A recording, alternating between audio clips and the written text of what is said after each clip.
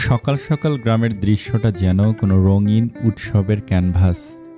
চারদিকে রাস্তাঘাটে মানুষের আনাগোনা, রিকশার টুংটাং শব্দ আর মাইকে বাজতে থাকা বৈশাখের চেনা সুরে চারপাশ মুখরিত।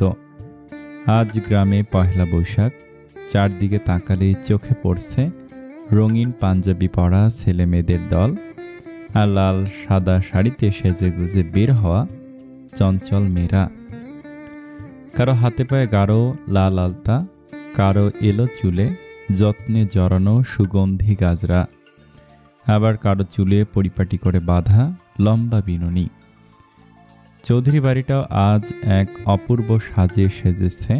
শুভ্রা, রিদি, পাখি আর মিহি, বাড়ির সব মেয়েরা সকাল সকাল স্নান সেরে সাজসজ্জায় মেতে উঠেছে। সবাই একই রকম শুভ্র সাদা রঙের লাল পাড় দেয়া সুতি শাড়ি পরেছে। পায়ের গোড়ালি আলগোছে দেখা যায় এমন সামান্য উঁচু করে পরা শাড়িতে ওদের এক একজনকে যেন এক একটা জীবন্ত প্রতিমা মনে হচ্ছে। প্রত্যেকের হাত আর পায়ে আলতার আলপনা আঁকা। হৃদি নিজের লম্বা ঘন চুল দুটোতে যত্ন করে দুটো বিনুনি গেথে ফিতা দিয়ে বেঁধে দুই পাশে ঝুলিয়ে দিয়েছে। ওর এক হাতে একগুচ্ছ ধবধবে সাদা কাঁচের চুড়ি আর অন্য হাতে টকটকে লাল কাঁচের চুড়ির রিনঝিন শব্দ। কপালে ছোট্ট একটা লাল টিপ আর চোখের গাঢ় কাজলে বৈশাখের এই স্নিগ্ধ সকালে হৃদি যেন অনন্য এক রূপ ধারণ করেছে। বাড়ির প্রতিটি কোণে আজ নতুন বছরের আনন্দ আর বাঙালি ঐতিহ্যের ঘ্রাণ মিশে আছে।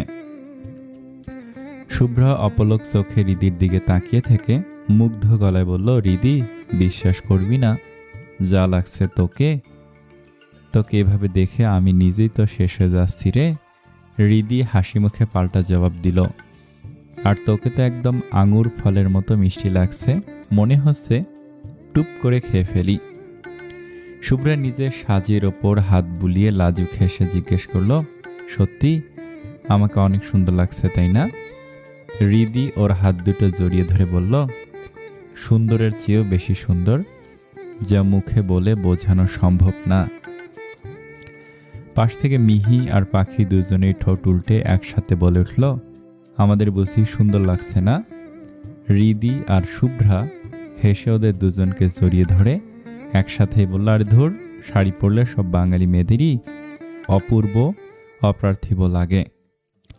শুভ্রা খুশিতে আত্মহারা হয়ে নিজের একটা বিনুনি ধরে নেচে উঠে বলল, আমি আর এক মুহূর্ত ঘরে থাকবো না, চল বাড়ির সবাইকে দেখে আসি আমাকে কেমন লাগছে। বলে শুভ্রা ঝড়ের বেগে বাড়ির উঠোনে বেরিয়ে পড়ল।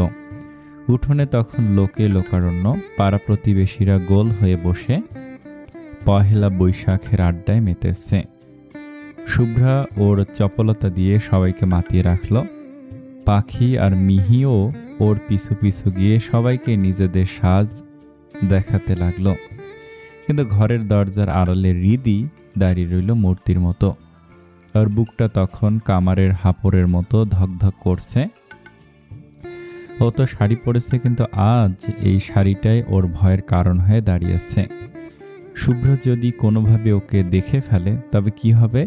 শুভ্র তো কড়াভাবে নিষেধ করেছিল ওকে শাড়ি পরতে, কিন্তু বৈশাখের আমেজ আর বন্ধুদের আবদারে ও সব বারণ ভুলে শাড়িটা পরেই ফেলেছে। এখন কি করবে ও? হৃদি একবার জানালা দিয়ে আর চোখে বাইরে তাকাচ্ছে, আবার নিজের পরনের শাড়ির কুঁচিগুলো টেনে ঠিক করছে। যদি এই মুহূর্তে শুভ্র সামনে চলে আসে তবে ওর কপালে যে আজ বড় ভোগান্তি আছে সেটা ও হাড়ে মাসেই টের পাচ্ছে। ও যেন এক পা সামনে বাড়াতে গিয়েও 10 পা পিছিয়ে আসছে। আনন্দের অতিশয্যে শুভ্রার হঠাৎ ফুলের কথা মনে হলো। বিনুনিতে একটা টকটকে লাল ফুল গেঁথে দিলে মন্দ হয় না। যেই ভাবা সেই কাজ। শাড়ির কুঁচি এক হাতে শক্ত করে ধরে ও দৌড় লাগালো ছাদের দিকে। ওর সে চপল দৌড়ের তালে পায়ের নুপুর আর হাতের কাঁচের চুড়ির রিনঝিন শব্দে যেন পুরো বাড়ি মুখরিত হয়ে উঠল। দৌড়াতে দৌড়াতে শুভ্রা যখনই ছাদের দোরগড়ায় এসে পৌঁছালো ঠিক সেই মুহূর্তে ছাদ থেকে ঈশান নামছিল। শুভ্রা উত্তেজনার চোটে নিজের পায়ের গতি আর থামাতে পারল না। ও এমন এক দৌড় দিয়েছে যে সামনে ঈশানকে দেখে থমকে দাঁড়ানোর আগেই সজোরে ধাক্কা খেল ওর সাথে। মুহূর্তের মধ্যে শুভ্রা ভারসাম্য হারিয়ে ধপাস করে ছাদের মেঝেতে সোজা ঈশানের ওপর আছড়ে পড়ল। ঈশানে আকস্মিক পতনের কোমরের ব্যথায় হাত দিয়ে ও মাগো বলে বিকট স্বরে চিৎকার করে উঠল। শুভ্রা ভয়ে আর লজ্জায় নিজের চোখ দুটো শক্ত করে বন্ধ করে ফেলল। ও ভাবতেও পারেনি ফুলের খোঁজে এসে এমন এক তুলকালাম কাণ্ড ঘটিয়ে বসবে। ওদিকে ঈশানের উপর ওভাবে পড়ে থাকায় শুভ্রার হৃৎপিণ্ড যেন গলার কাছে চলে এসেছে। ঈশান বেশ বিরক্ত হয়ে শুভ্রার দিকে তাকিয়ে কিছু একটা বলতে যাবে, ঠিক তখনই ওর চোখ দুটো শুভ্রার ওপর পড়ে স্থির হয়ে গেল। মনের ভেতরে থাকা সব কথা যেন নিমিষেই নাড়িতে আটকে গেল ওর। ঈশান একদম হাঁ করে শুভ্রার মুখের দিকে তাকিয়ে রইল। শুভ্রার ওই শান্ত বন্ধ থাকা মুখ, চোখের গাঢ় কাজল, ঠোঁটে আলতো লিপস্টিকের ছোঁয়া আর কপালে থাকা ছোট্ট লাল টিপ, সব মিলে ঈশানের মনে হতে লাগলো আসমান থেকে কোনো এক পরী সরাসরি ওর বুকের ওপর এসে পড়েছে। ও বিশ্বাসই করতে পারছে না যে এটা সেই চঞ্চল শুভ্রা। ঈশানের বারবার মনে হচ্ছে এটা নিশ্চিত কোনো ভুল, এটা শুভ্রা হতেই পারে না, এটা নির্ঘাত কোনো স্বর্গীয় পরী। শুভ্রাও ধীরে ধীরে ওর চোখের পাতা মেলে তাকালো। চোখ খুলতেই ওর দৃষ্টি নিবদ্ধ হলো ঈশানের চোখের গভীরে। দুজনেই যেন এক পলকে সব ভুলে গেল যে ওরা এই মুহূর্তে ছাদের কঠোর মেঝেতে বিশ্রীভাবে শুয়ে আছে। চারপাশে দুনিয়া যেন ওদের কাছে থমকে গেছে। বেশ কিছুক্ষণ পর শুভ্রার ঘোর কাটল। ঈশানকে ওভাবে হাঁ করে নিজের দিকে তাকিয়ে থাকতে দেখে ও প্রচণ্ড লজ্জা পেল। পরিস্থিতি সামাল দিতে শুভ্রা হালকা করে একটা গলা খাকারি দিল। সাথে সাথেই ঈশানেরও মোহ ভেঙে গেল। ও যেন বাস্তবে ফিরে আসলো। শুভ্রা তড়িঘড়ি করে ঈশানের উপর থেকে উঠে দাঁড়িয়ে নিজের পরনের শাড়ির কুঁচিগুলো ঠিকঠাক করে নিল। ঈশানও অপ্রস্তুত হয়ে নিজের পিঠের ধুলো ঝাড়তে শুরু করল। শুভ্রা অপরাধী মুখ করে ঈশানের দিকে তাকিয়ে কুণ্ঠিত স্বরে বলল, সরি ভাইয়া, ভুল হয়ে গেছে, আসলে আমি খেয়াল করি নাই। ঈশান এবার আর গভীর করে শুভ্রাকে খেয়াল করল। পরনে ধবধবে সাদা আর লাল পাড়ে শাড়ি, দুই পায়ে আর হাতের তালুতে সতেজ আলতার গাঢ় লাল আভা, দুহাতের লাল সাদা কাচের চুড়ির রিনঝিন সজ্জা, সব মিলিয়ে ঈশানের মনে হতে লাগলো ও নিজেই যেন কোনো এক মায়াবী ঘরে তলিয়ে যাচ্ছে। ও বুঝতে পারল এখানে বেশিক্ষণ থাকা ওর জন্য বিপজ্জনক হয়ে উঠেছে। যত তাড়াতাড়ি সম্ভব এখান থেকে কেটে পড়াই বুদ্ধিমানের কাজ হবে।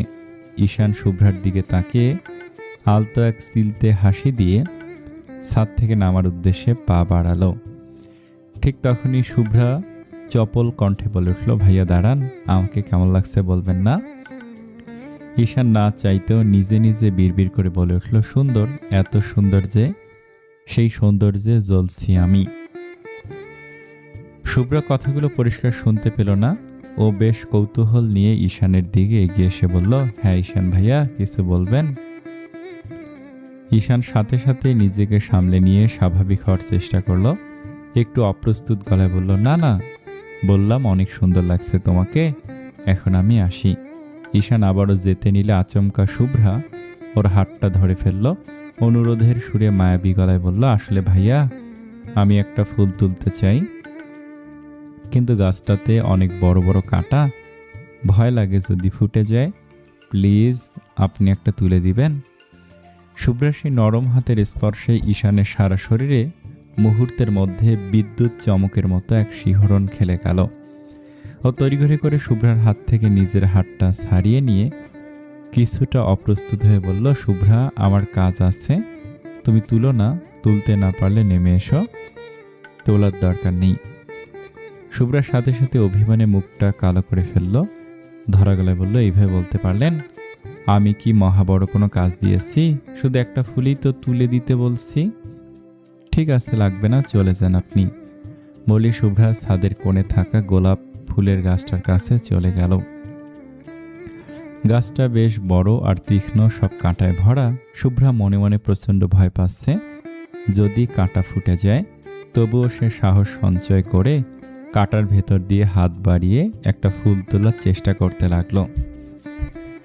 ঠিক তখনই ওর হাতটা থমকে গেল। মনে হলো ওর বিনুনিতে কেউ খুব কোমলভাবে কিছু একটা গুজে দিল। ও অবাক হয়ে ঘাড় ঘুরিয়ে তাকিয়ে দেখে পেছনে ঈশান দাঁড়িয়ে। ঈশান খুব যত্ন করে শুভ্রার বিনুনিতে একটা ধবধবে সাদা বেলি ফুলের গাজরা সুন্দর করে পরিয়ে দিয়েছে। শুভ্রা কয়েক মুহূর্তের জন্য একদম স্তব্ধ হয়ে গেল। গাজরাটা লাগানো শেষ করে ঈশান মৃদু স্বরে বলল, এবার সত্যি অনেক সুন্দর লাগছে। শুভ্রা বিস্ময় কাটিয়ে অস্ফুট স্বরে বলল, আপনি গাজরা কোথায় পেলেন? ঈশান একটু রহস্যময় হাসি দিয়ে বলল, তা তোমার না জানলেও চলবে। শুভ্রা এক পলক খুশি হয়ে উজ্জ্বল চোখে তাকিয়ে বলল, আমার জন্য কিনেছেন? ঈশান নির্লিপ্তভাবে শেষ বাজাতে বাজাতে ছাদ থেকে নামতে নামতে বলল, আমি কোন দুঃখে তোমার জন্য গাজরা কিনতে যাব? গাজরা কোত্থেকে আসলো? এসব ফালতু চিন্তা ঝেড়ে নিচে নেমে এসো। ওদিকে চৌধুরী বাড়ির সবাই মেলায় যাওয়ার জন্য একদম রেডি। শুভ্র পরিপাটি হয়ে রুম থেকে বের হলো। ও আজ কুঁচকুঁচে কালো শার্ট আর কালো প্যান্ট পরেছে। ওর সেই সহজাত শ্যামবর্ণ গায়ের রঙে কালো পোশাকটা যেন এক অদ্ভুত আভিজাত্য এনে দিয়েছে। মনে হচ্ছে কোনো এক গ্রিক দেবতার ভাস্কর্য সজীব হয়ে উঠেছে। ওর বাহুর পেশিগুলো কালো শার্টের ভাঁজে ভাঁজে খেলা করছে।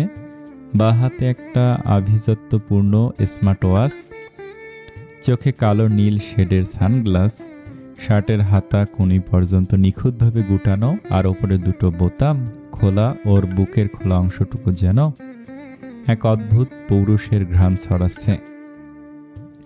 সব মিলিয়ে ওকে দেখে মনে হচ্ছে কোনো এক রহস্যময় ধরাছোঁয়ার বাইরের সুদর্শন সিনেমার হিরো। শুভ্রকে দেখে রিফাত হাসি মুখে ওর ঘাড়ে একটা চাপড় মেরে বলল, কিরে হিরো, মেয়ে পটানোর ধান্দা নাকি? শুভ্র চোখ থেকে সানগ্লাস খুলে নাক মুখ কুঁচকে চরম বিরক্তি সুরে বলল, ডিসগাস্টিং। রিফাত টিপ্পনি কেটে বলল, হ্যাঁ, তার জন্যই তো একদম হিরো সেজে এসেছিস। বুসিনা শালা, তুই যে তলে তলে নৌকা চালাস। শুভ্র এবার মারমুখী হয়ে বিরক্ত গলায় বলল, বেশি কথা বললে থাপ্পড়ে দাঁত ফেলে দেব। রিফাত আর শুভ্রের খুনসুটির মাঝেই সোহান চৌধুরী বেশ চিন্তিত গলায় বলে উঠলেন, রিদি কোথায়? সবাই রেডি, ও কই? ইকবাল এহসান চারদিকে একবার চাতক পাখির মতো চোখ বুলিয়ে নিলেন, কিন্তু রিদিকে কোথাও দেখতে পেলেন না। তিনি শুভ্রার দিকে তাকিয়ে কিছুটা অস্থির হয়ে জিজ্ঞেস করলেন, শুভ্রা, রিদি না তোমাদের সাথে রেডি হলো? তাহলে ও কই গেল? শুভ্রা নিজেও বেশ অবাক হয়ে বলল, হ্যাঁ ফুপা, আমিও তো বুঝতে পারছি না ও কোথায় হাওয়া হয়ে গেল। চারপাশে একটা চাপা টেনশন ছড়িয়ে পড়ল। শুভ্র এবার ধীর স্থিরভাবে নিজের হাতের স্মার্ট ওয়াচটার দিকে তাকালো। ওর সেই পৌরুষ দীপ্ত শ্যামবর্ণ কপালে চিন্তার ভাঁজগুলো আরো গাঢ় হয়ে ফুটে উঠল। চারপাশের হইচই থামিয়ে ও সবার উদ্দেশ্যে অত্যন্ত শান্ত কিন্তু গভীর তপ্ত স্বরে বলল, আমি দেখছি, তোমরা দাঁড়াও। বলে শুভ্র বাড়ির ভেতরের দিকে পা বাড়ালো। ওর ভারী জুতার প্রতিটি কদম যখন মেঝের ওপর পড়ছে, সেই দাপুটের শব্দে মনে হচ্ছে পুরো বাড়িটা যেন এক অজানা থমথমে আতঙ্কে কেঁপে উঠছে। সে অতি পরিচিত পদধ্বনি রুমে কাঁচুমাচু হয়ে বসে থাকা রিদির কানে পৌঁছাতেই ওর কলিজাটা যেন শুকিয়ে কাঠ হয়ে গেল। ও এখন নিশ্চিত এই শব্দ শুধু শুভ্রের জুতো থেকে আসতে পারে। শুভ্র যদি এই মুহূর্তে রুমে ঢোকে, ওকে শাড়ি পরা অবস্থায় দেখে ফেলে, তবে আজ নির্ঘাত প্রলয় ঘটবে।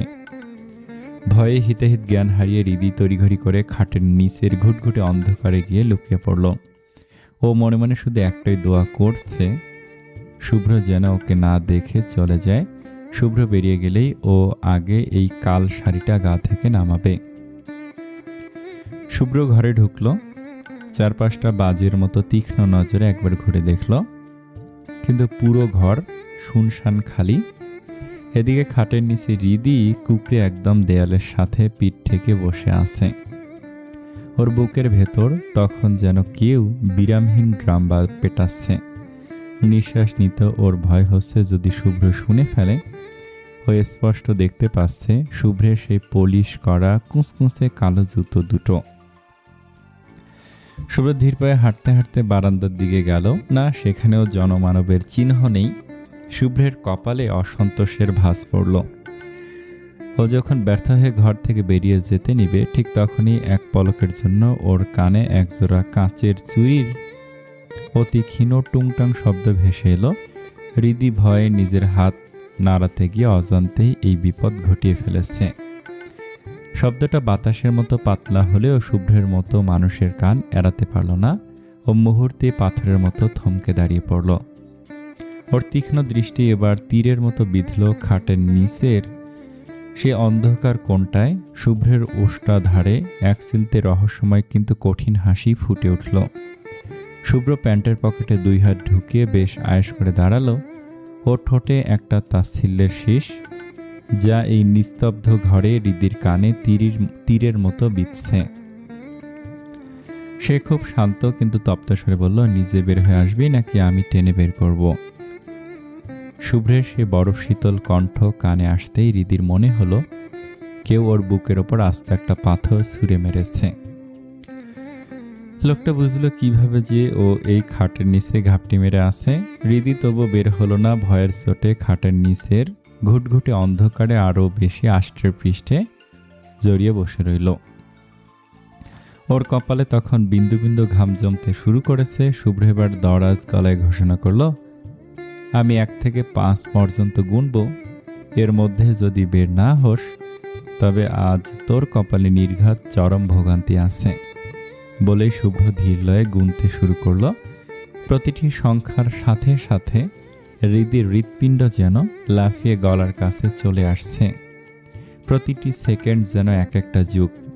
1 2 3 4 5 বলার আগে হৃদি তড়িঘড়ি করে খাটের নিচ থেকে বেরিয়ে এলো। এক মুহূর্ত দেরি না করে ও সোজা দাঁড়িয়ে চোখ দুটো শক্ত করে বন্ধ করে ফেলল। ওর পরনের শাড়ির কুঁচিগুলো অবিন্যস্ত, হাতের কাঁচের চুড়িগুলো ভয়ে থরথর করে কাঁপছে। ও কাঁপা কাঁপা গলায় এক নিঃশ্বাসে বলতে শুরু করলো, বিশ্বাস করুন ভাইয়া, আমি শাড়ি পরতে চাইনি। সবাই অনেক জোর করেছে, তাই মাথা কাজ করেনি, পড়ে ফেলেছি। কিন্তু আমি এখন পর্যন্ত বাইরে পা দিইনি। সত্যি বলছি, আপনি প্লিজ একটু রুম থেকে বের হন। আমি এখনই শাড়ি খুলে ফেলছি। সত্যি আর কোনোদিন শাড়ি ছোব না। এবারের মতো মাফ করে দিন আমাকে। বলতে বলতে হৃদি ভয়ে একদম কুকড়ে গেল। ওর মনে হচ্ছিল শরীর থেকে সবটুকু শক্তি যেন শুষে নেওয়া হয়েছে। সে জড়সড় হয়ে কাঁপা কাঁপা হাতে নিজের আঙুলগুলো কসলাতে লাগলো। ওর মনে হচ্ছে এই বুঝি শুভ্র তার গালে সজোরে একটা চর বসিয়ে দিয়ে চিৎকার করে বলবে, তোর সাহস কি করে হলো আমি বারবার বারণ করার পরেও শাড়ি পরার? কিন্তু অনেকক্ষণ পার হয়ে যাওয়ার পরও শুভ্রর কোনো গর্জন বা শাসন কানে আসলো না। চারপাশটা এক অদ্ভুত নিস্তব্ধতায় ডুবে আছে। হঠাৎ হৃদি অনুভব করলো খুব তপ্ত একজোড়া নিঃশ্বাস সরাসরি তার মুখের ওপর এসে পড়ছে। সেই উষ্ণ পরশে হৃদির চোখের পাপড়িগুলো কেঁপে উঠল। সে অত্যন্ত ধীর লয়ে নিজের চোখের পাতা মেলে তাকালো, আর তাকাতেই দেখল শুভ্রর অদ্ভুত ঘোর লাগা দৃষ্টি, যা যেন ওকে আষ্টে পৃষ্ঠে বেঁধে ফেলেছে। শুভ্র একদম কাছে দাঁড়িয়ে, এত কাছে যে দুজনের উষ্ণ নিঃশ্বাস একে অপরের সাথে মিশে একাকার হয়ে যাচ্ছে। এদিকে শুভ্র যেন নিজের চোখের সামনে আজ এক অন্য হৃদিকে আবিষ্কার করেছে। মায়াবী চোখে লেপ্টে থাকা গাঢ় কাজল, ঠোঁটে হালকা লিপস্টিক, আর কপালে সে ছোট্ট লাল টিপ, দুপাশে ঝুলে থাকা লম্বা দুটো বিনুনি, আর হাতের লাল সাদা কাঁচের চুড়িগুলোর মাঝে হৃদিকে যেন এক স্বর্গীয় অপসরী মনে হচ্ছে। হৃদির হাতে পায়ে আলতার সেই স্নিগ্ধ রং দেখে শুভ্র হৃৎস্পন্দন মুহূর্তের জন্য থমকে গেল। সে কোনো কথা বলতে পারছে না, শুধু একরাশ মোহ আর নেশা নিয়ে হৃদির দিকে তাকিয়ে রইল। শুভ্র সেই গভীর ঘোর লাগা দৃষ্টি হৃদি আর বেশিক্ষণ সহ্য করতে পারল না। লজ্জায় আর আবেশেও নিজের চোখ জোড়া নামিয়ে নিল, কাঁপা কাঁপা গলায় অস্ফুট স্বরে তাকালো। এইভাবে তাকাবেন না আপনি, আমার কেমন জানি লাগছে। শুভ্রর কথার কোনো উত্তর দিল না, বরং সে আরও এক ধাপ এগিয়ে হৃদির একদম গায়ের উপর এসে দাঁড়ালো। হৃদি যখন ভয়ে আর অস্বস্তিতে পিছিয়ে যেতে চাইল, শুভ্র তখনই নিজের হাত দিয়ে ওকে কাছে টেনে নিল। হৃদির কপালে থাকা টিপটা একটু বাঁকা হয়েছিল। শুভ্র খুব যত্ন করে পরম মমতায় তার আঙুলের ডগা দিয়ে টিপটা সেই মাঝখানে বসিয়ে দিল। সে আঙুলের আলতো ছোঁয়ায় হৃদির সারা শরীরে যেন এক লহমায় বিদ্যুৎ খেলে গেল। ও পাথর হয়ে দাঁড়িয়ে শুধু শুভ্র সেই হৃদ স্পন্দনের শব্দ শুনতে লাগলো। হৃদি একটু অবাক হলো, শুভ্র আজ বড্ড শান্ত, তাকে বকছে না, এমনকি চোখে সে চেনার রাগী আগুনটাও নেই। লোকটা আজ কেমন যেন ঘোর লাগা দৃষ্টিতে শুধু তাকেই দেখছে। হৃদি অপরাধীর মতো কাঁপা কাঁপা ঠোঁটে প্রশ্ন করলো, শাড়ি খুলে ফেলবো? শুভ্র হৃদির চোখের মনির দিকে এমনভাবে তাকালো যেন ওই চোখের গভীরেই ও ডুবে মরতে চায়। গম্ভীর অথচ মোহময় স্বরে বলল, আমি কি বলেছি শাড়ি খুলে ফেলতে? হৃদি নাসূচক মাথা নাড়তে নাড়তে অস্ফুট স্বরে বলল, বলেননি, কিন্তু আগে তো বলেছিলেন শাড়ি যাতে না পরি। শুভ্রর আরো কাছে সরে এলো, এতটাই কাছে যে হৃদির বুকের ধকধকানি শুভ্রর গায়ে গিয়ে লাগছে। এক তপ্ত দীর্ঘশ্বাস ছেড়ে বলল, বলেছিলাম, কিন্তু তুই কি আমার কথা রেখেছিস? হৃদি লজ্জায় আর অপরাধ বোধে মুখটা একদম নিচু করে ফেলল। শুভ্রর দেহের উত্তাপ আর পারফিউমের কড়া ঘ্রাণে ওর মাথা ঝিমঝিম করছে। শুভ্র তখন আলতো করে হৃদির থুতনি ধরে ওর মুখটা উঁচিয়ে ধরল। সেই তীরের মতো তীক্ষ্ণ চাহনি সইতে না পেরে হৃদি হিতাহিত জ্ঞান হারিয়ে চোখের পাতা বুঝে ফেলল। ঠিক তখনই নিস্তব্ধ ঘর জুড়ে শুভ্রর মখমলি কণ্ঠের গুনগুনানি ভেসে এলো। হৃদি নিজের কানকে বিশ্বাস করতে পারল না যখন শুভ্র গেয়ে উঠল, আমি তোর আলতা চুরি না, হাতে পায়ে পড়িস না, আমি তোর চুলের ফিতা না, আমাকে বেনি বাঁধিস না। হৃদি বিষয়ে পাথর হয়ে চোখ মেলে তাকালো। শুভ্র গান গাইছে, তা আবার এমন বুক চিরে আসা দরদ নিয়ে। হৃদি ঘরের মাঝে কিছু ভাবার আগে শুভ্র আচমকা এক ঝটকায় ওকে উল্টো করে ঘুরিয়ে দাঁড় করিয়ে দিল। পেছন থেকে শক্ত করে হৃদির সরু কোমর জড়িয়ে ধরে ওর কানের খুব কাছে মুখ নিয়ে মোহনীয় সুরে আবার গেয়ে উঠল, ওরে ভালোই যদি বাসি সামায়, বেঁধে নে তোর মনে, প্রেম যমুনায় ডুবে মরব তবে রে তোর শনে। শুভ্র সেই উদাস করা কণ্ঠ আর কোমরে ওর হাতের ইস্পাত কঠিন বাঁধনে হৃদির হৃৎপিণ্ড যেন ছিঁড়ে বেরিয়ে আসবে। শুভ্রর প্রতিটি শব্দের সাথে ওর উষ্ণ নিঃশ্বাস হৃদির ঘাড়ের নরম চামড়ায় আগুনের মতো বিঁধছে। হৃদির চোখ বন্ধ করে কাঁপছে। এই এক গানে শুভ্র যেন আজ ওর সব অভিমান আর ভয় ধুলে মিশিয়ে দিল। শুভ্র আজ রাগী বড় ভাই নয়, আজ ও এক উন্মাতাল প্রেমিক যে হৃদির এই অপরূপ রূপের নেশায় পুরোপুরি দিগ্ভ্রান্ত হয়ে গেছে। ওর সেই মজবুত বাহুবন্ধনে বন্দী হয়ে হৃদি আজও এক অদ্ভুত অপার্থিব ঘরের অতল গহ্বরে তলিয়ে যেতে লাগলো। হৃদি যেন এক ঘোরের জগতে চলে গেছে। শুভ্র আজ যে সব বারণ, সব রাগ ভুলে এক অন্য মানুষ হয়ে উঠেছে। শুভ্র ধীর লয়ে হৃদির চুরি পরা হাতটা নিজের হাতের মুঠোয় নিল।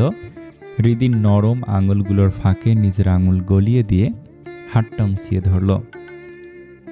তারপর অত্যন্ত গভীর অনুরাগে হৃদির হাতের পিঠে নিজের ঠোঁট ছোঁয়ালো। সেই স্পর্শে হৃদির সারা শরীরে যেন এক পশলা আগুনের বৃষ্টি বয়ে গেল। শুভ্র সেই ঘোর লাগা কণ্ঠেই পুনরায় গেয়ে উঠল, আমি তোর আলতা চুরি না, হাতে পায়ে পড়িস না। গানের প্রতিটি শব্দ যেন হৃদির রক্তে গিয়ে নাচন তুলছে। শুভ্র ওখানেই থামল না, ও হৃদির পিঠের ওপর দুলতে থাকা লম্বা বিনুনির আগায় আঙুল ছোয়ালো। অতি সন্তর্পণে বিনুনির ফিতাটা ছুঁয়ে দিয়ে নেশাতুর স্বরে আবার গেয়ে উঠল, আমি তোর চুলের ফিতা না, আমাকে বেনে বাঁধিস না। চৌধুরী বাড়ির সকলেই বেশ হইচই করে রওনা হয়েছে গ্রামের মাঠের বৈশাখী মেলায় যাওয়ার জন্য। এই গ্রামে প্রতি বছরই পহেলা বৈশাখে বড় করে মেলা বসে, আর তাতে মেতে ওঠে আবাল বৃদ্ধ বনিতারা। বাড়ির বড়রা সবাই গাড়িতে করে গেছেন, কিন্তু ছোটরা ঠিক করেছে মেলা পর্যন্ত হেঁটে হেঁটে মজা করে যাবে। শুভ্রা, রিদি, মিহি, পাখি আরও অনেক মেয়ে সবার সামনে হেঁটে চলছে, আর তাদের ঠিক পেছনে পেছনে আসছে শুভ্র, ঈশান, তুর্য, রিফাত আর ইমন। শুভ্রা, রিদি, মিহি আর পাখি চারজনই গল্পে মগ্ন। হাসাহাসি আর কথা বলতে বলতে গলা যেন ভাঙার জো। মেলার খুব কাছাকাছি আসতেই ঘাটে এক অপ্রীতিকর ঘটনা। একদল জাউরা আর বখাটের ছেলে রাস্তার ধারে দাঁড়িয়েছিল। রিদিদের দেখতে অমনি তারা অসভ্যভাবে শীষ বাজাতে শুরু করে। একদম রিদির দিকে তাকে ঘটনাটা শুভ্রর চোখ এড়ায় না। মুহূর্তেই ওর মাথায় রক্ত চড়ে যায়। রাগ নিয়ন্ত্রণ করতে না পেরে শুভ্র রাস্তার উপরেই পায়ের জুতো খুলে ওই ছেলেটার দিকে ছুটে যায়। ছেলেটা কিছু বুঝে ওঠার আগে শুভ্র ওর শার্টের কলার ধরে জুতো দিয়ে এক নাগারে মারতে শুরু করে। শুভ্রের জন্য নিঃশ্বাস নেওয়াতেও ফুরসত নেই। মারতে মারতেও দাঁতে দাঁত চেপে বলে, হালা, অমুকের পোলা, রাস্তাঘাটে মেয়ে দেখলে শীষ দিতে ইচ্ছে করে। সেখানে উপস্থিত সবাই একদম থমকে যায়। শুভ্রা, রিদি, মিহি আর পাখি ভয়ে আর বিষয়ে পাথর হয়ে যায়। রাস্তা দিয়ে যাওয়ায় অনেক মানুষ দাঁড়িয়ে পড়ে। অবাক হয়ে দেখে একটা হ্যান্ডসাম শহরের ছেলে গ্রামের একটা ছেলেকে জুতো দিয়ে মারছে। তুর্য ভিড় ঠেলে এগিয়ে আসে আর শুভ্রকে থামানোর চেষ্টা করতে করতে বলে, শুভ্র, ছেড়ে দে, ওরা এমনই, ঝামেলা করিস না।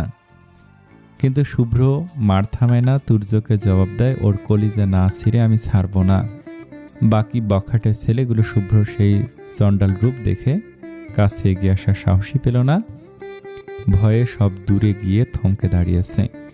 এদিকে শুভ্রকে কোনোভাবেই থামানো যাচ্ছে না। মারতে মারতে ও বখাটের ছেলেটাকে রাস্তার ওপর এক প্রকার ধুলোয় মিশিয়ে ফেলেছে।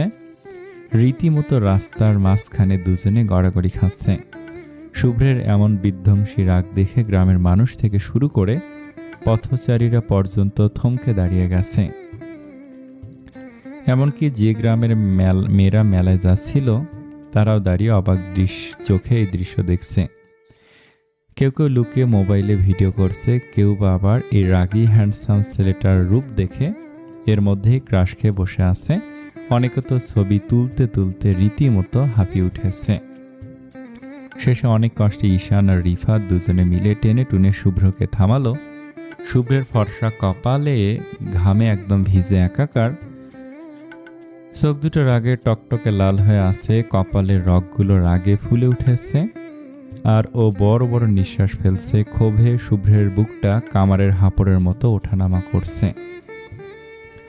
ঈশান শুভ্রর কাঁধে হাত দিয়ে শান্ত করার সুরে বলল, বস, আপনি শান্ত হন। রাস্তার মধ্যে এইভাবে ঝামেলা করাটা ঠিক হবে না। ঈশানের কথা শেষ হতে না হতেই চারপাশে জমে থাকা মানুষের ভিড় থেকে গুঞ্জন শুরু হয়ে গেল। গ্রামের অনেক বয়স্ক আর সাধারণ মানুষেরা সমস্যারে বলতে শুরু করলো, একদম ঠিক কাজ হয়েছে বাবা। এই ছেলেটার যন্ত্রণায় গ্রামের কোনো মেয়ে শান্তিতে পথ চলতে পারে না। রাস্তাঘাটে মেয়ে দেখলেই কুৎসিত ইশারা করে, শীষ দেয়। আজ একদম উচিত শিক্ষা হয়েছে। এই হারামিটাকে তো আরও মারা উচিত ছিল। সবাই জোরে জোরে বলা শুরু করেছে, একদম ঠিক হয়েছে। সাথে মেলায় যাওয়া গ্রামের মেয়েরাও সায় দিল। ঈশান, তুর্য, রিফাত অনেক বুঝিয়ে শুভ্রকে শান্ত করে আবার মেলার দিকে হাঁটা দিল। হৃদিত বুকের ভেতর ড্রাম বাজছে, কি ভয়ানক রাগ শুভ্রের। আল্লাহ, এই রাগী হিটলার নাকি তার হবু জামাই। তারে যদি একবার ভুলেও এইভাবে মারে সে তো নির্ঘাত শেষ। এসব 7-5 ভাবতে ভাবতেই তারা মেলার ভেতর চলে আসলো। চারদিকে ভাজা পোড়া খাবারের গন্ধে মমা করছে। হাজারো দোকানে মেলা একদম জমজমাট। রিদি আর শুভ্রাত মেলায় ঢুকেই এক দৌড়ে একটা কসমেটিক্সের দোকানে চলে আসলো। মিহি আর পাখি গেল অন্য দোকানে। তাদের পিছনে পাহারা দিতে গেল তুর্য আর রিফাত। এদিকে রিদি আর শুভ্রার পিছনে যমদূতের মতো ঈশান আর শুভ্র দাঁড়িয়ে আছে।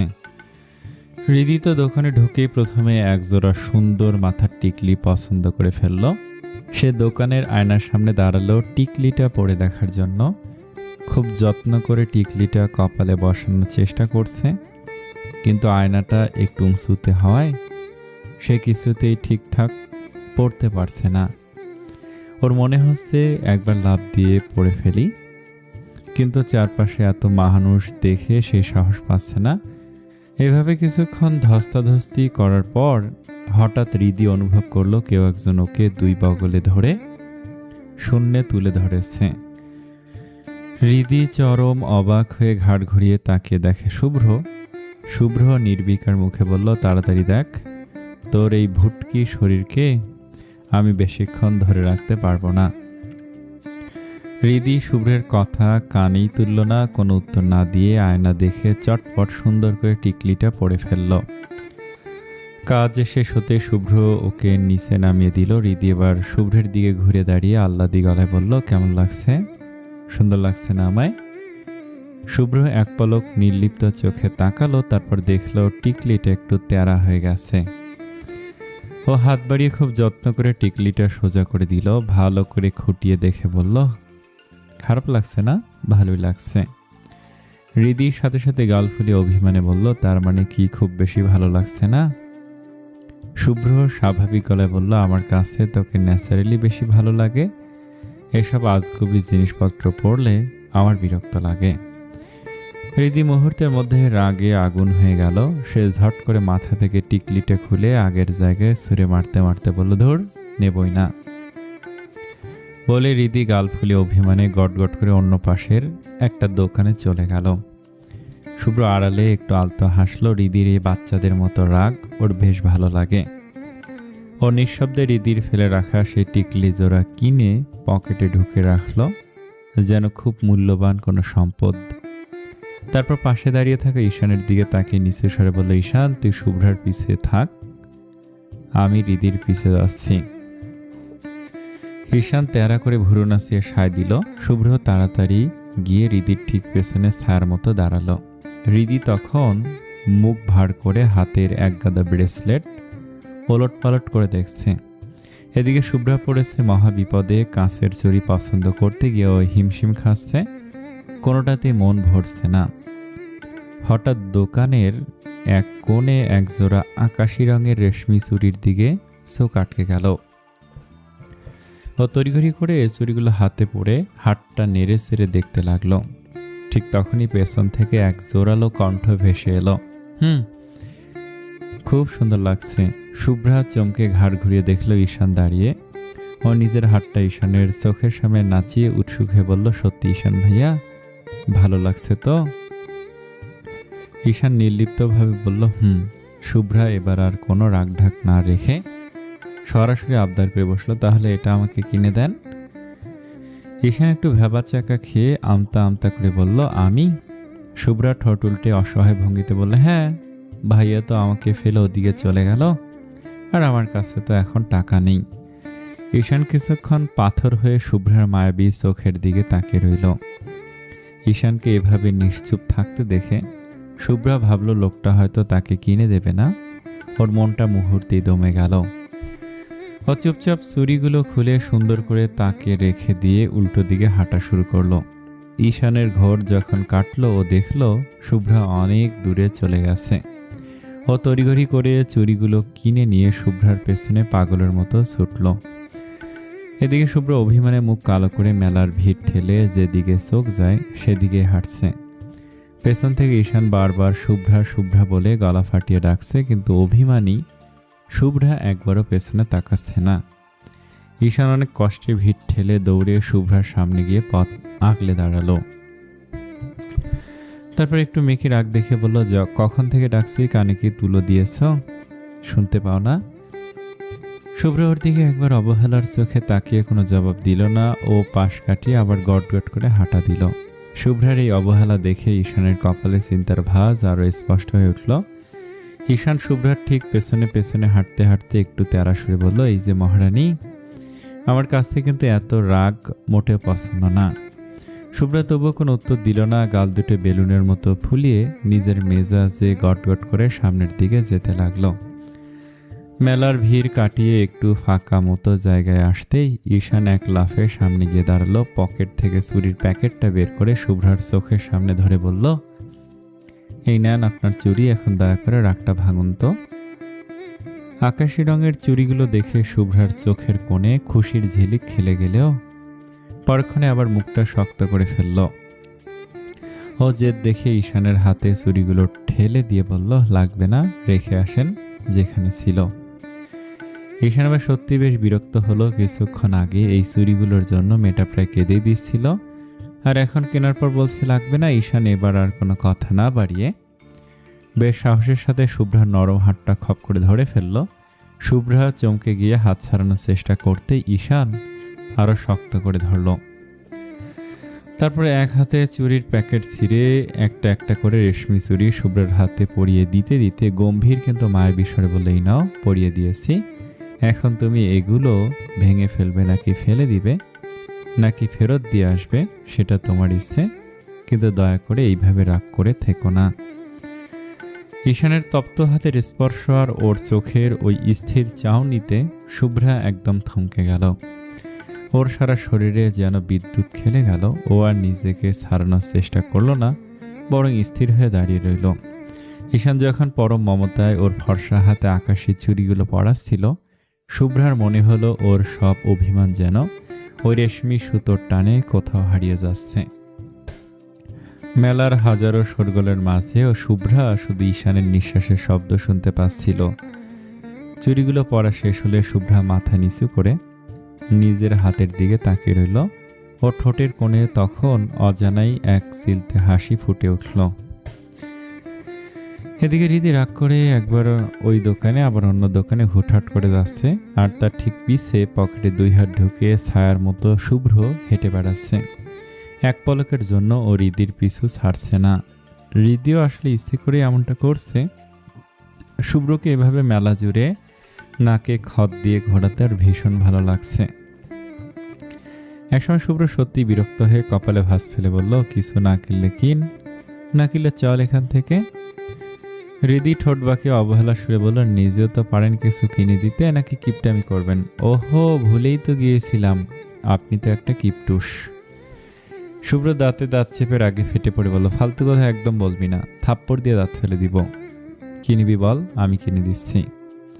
হৃদি একটুও না দমে ফিক করে হেসে দিয়ে বলল, দাঁত কিনে দেন, কারণ আপনি এ পর্যন্ত থাপ্পড় দিয়ে দাঁত ফেলে দিব বলতে বলতে আমার সব দাঁত ফেলে দিয়েছেন, এখন নতুন করে দাঁতই কিনে দেন। শুভ্রের মুখে স্পষ্ট বিরক্তির ভাঁজ ফুটে উঠল। ও মনে মনে ভাবছে এই মেয়েকে নিয়ে আর পারা গেল না। এদিকে শুভ্রের এমন নাজেহাল অবস্থা দেখে হৃদি মনে মনে বেশ মজা নিচ্ছে। শুভ্র একটা দীর্ঘশ্বাস ফেলে নিজেকে সামলে নিয়ে বলল, ফাজলামি বাদ দিয়ে কি নিবি তাড়াতাড়ি নে। হৃদি এবার একটু ভাব নিয়ে একটা চুরির দোকানের সামনে গিয়ে দাঁড়ালো। শুভ্র ওর পেছনে দাঁড়িয়ে গম্ভীর মুখে হাত ঘড়ির দিকে তাকাচ্ছে, যেন ওর ধৈর্যের বাঁধ ভেঙে যাচ্ছে। হৃদি আর চোখে শুভ্রকে একবার দেখে নিয়ে মনে মনে হাসলো, আজ এই হিটলারকে ও মেলা ঘুরিয়েই ছাড়বে। মেলার ভিড় আর হইচইয়ের মাঝে ওদের এই খুনসুটি যেন এক অন্যরকম মাত্রা যোগ করল।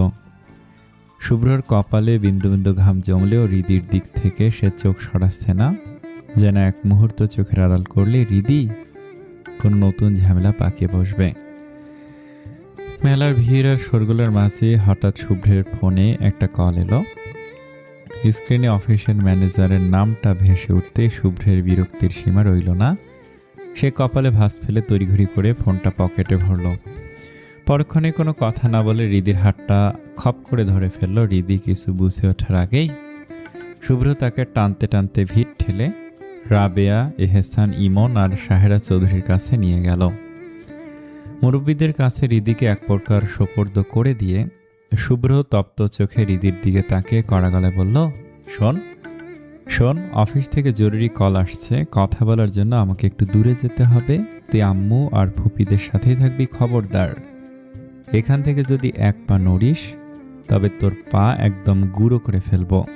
কথাটা বলে হৃদির কোনো উত্তরের তোয়াক্কা না করে শুভ্র ঝড়ের বেগে মেলার ভিড়ের মাঝে হারিয়ে গেল। হৃদি একদম অসহায় আর করুণ চোখে সেদিকে তাকিয়ে রইল। ওর আম্মু আর মামিরা তখন মহাব্যস্ত থালা বাসন আর হাঁড়ি পাতিলের দোকানের দরদাম নিয়ে। হৃদি মনে মনে গালি দিল, ধুত্তুর, আসলাম মেলায় ঘুরতে, মজার মজার খাবার খেতে, আর এখন আমাকে পাহারা দিতে হচ্ছে এই অ্যালুমিনিয়ামের হাঁড়ি পাতিল। ওর মনটা মুহূর্তেই তিতা হয়ে গেল। মন খারাপ করে হৃদি যখন চুপচাপ একপাশে দাঁড়িয়ে নখ খুঁটছিল, ঠিক তখনই পাশ থেকে এক সেনা কণ্ঠ ভেসে এলো, আরে হৃদি না? হৃদি মুখ তুলে তাকাতেই দেখল সামনে রাসেল দাঁড়িয়ে। রাসেল হৃদিকে আপাদমস্তক একবার দেখে নিয়ে মুগ্ধ স্বরে বলে উঠল, ওয়াও, শাড়ি পরেছ? তোমাকে তো আজ দারুণ মায়াবী লাগছে হৃদি। রাসেলকে এই মেলায় দেখে হৃদি বেশ অবাক হলো। ও হালকা একটু ম্লান হেসে সৌজন্যের খাতিরে বলল, থ্যাংক ইউ ভাইয়া, আপনি এখানে? রাসেল হেসে উত্তর দিল, অবাক হচ্ছে তো? আসলে প্রতিবারই আমি এই মেলায় আসি, কিন্তু এবার এসে যে হুট করে তোমার দেখা পেয়ে যাব সেটা ভাবতেও পারিনি। তা তুমি মেলায় না ঘুরে মরা মানুষের মতো এখানে একলা দাঁড়িয়ে আছো কেন? বাকিরা কই? শুভ্রা, মিহি, পাখি, ওরা সব কোথায়? হৃদি এক মুহূর্তের জন্য শুভ্রের দেয়া সেই রক্তচক্ষু আর হাড় গুঁড়ো করার হুমকির কথা ভাবল। তারপর মুখটা আরো ভার করে নিচু সরে বলল, ওরা যে কোন দিকে ঘুরতে গেছে আমি নিজেও জানি না। রাসেল বেশ উৎসাহী গলায় বলল, ও আচ্ছা, একলা দাঁড়িয়ে থেকে লাভ নেই, চলো আমি তোমাকে পুরো মেলাটা ঘুরিয়ে দেখাচ্ছি। হৃদি আতকে উঠে সাথে সাথে আমতা আমতা করে বলল, না না ভাই, আমি ঠিক আছি, আমার ঘুরতে হবে না, আমি এখানেই থাকি। কিন্তু রাসেল যেন শোনার মতো ছেলেই না। সে হৃদির কোনো ওজোর আপত্তি বা দ্বিধার তোয়াক্কা না করে ওর হাতটা খপ করে ধরে ফেলল। হাতের শক্ত মুঠোয় হৃদিকে এক প্রকার হ্যাঁচকা টান দিয়ে বলল, আরে চলো তো, মেলায় সেইভাবে মূর্তির মতো দাঁড়িয়ে থাকতে আছে নাকি? হৃদি এবার সত্যি ঘাবড়ে গেল। শুভ্রের সে রক্তচক্ষু আর পাক গুঁড়ো করে দেয়া হুমকিটা ওর চোখের সামনে সিনেমার মতো ভাসছে। ও ছটফট করে হাত ছাড়ানোর চেষ্টা করতে করতে বলল, না না ভাইয়া, আমি যাব না, হাত ছাড়েন প্লিজ, আম্মু আমাকে কোথাও যেতে দিবে না। রাসেল এবার মুখ্যম চাল চাললো। সে সরাসরি রাবেয়া এহসানের দিকে তাকিয়ে বেশ বিনয়ের সাথে বলল, খালা, হৃদি তো এখানে একলা মন খারাপ করে দাঁড়িয়ে আছে, আমি ওকে একটু মেলাটা ঘুরিয়ে নিয়ে আসি। বেশিক্ষণ লাগবে না, কথা দিচ্ছি, একটু পরেই ফেরত দিয়ে যাব। রাবেয়া এহসান তখন হাঁড়ি পাতিলের দরদামে মগ্ন।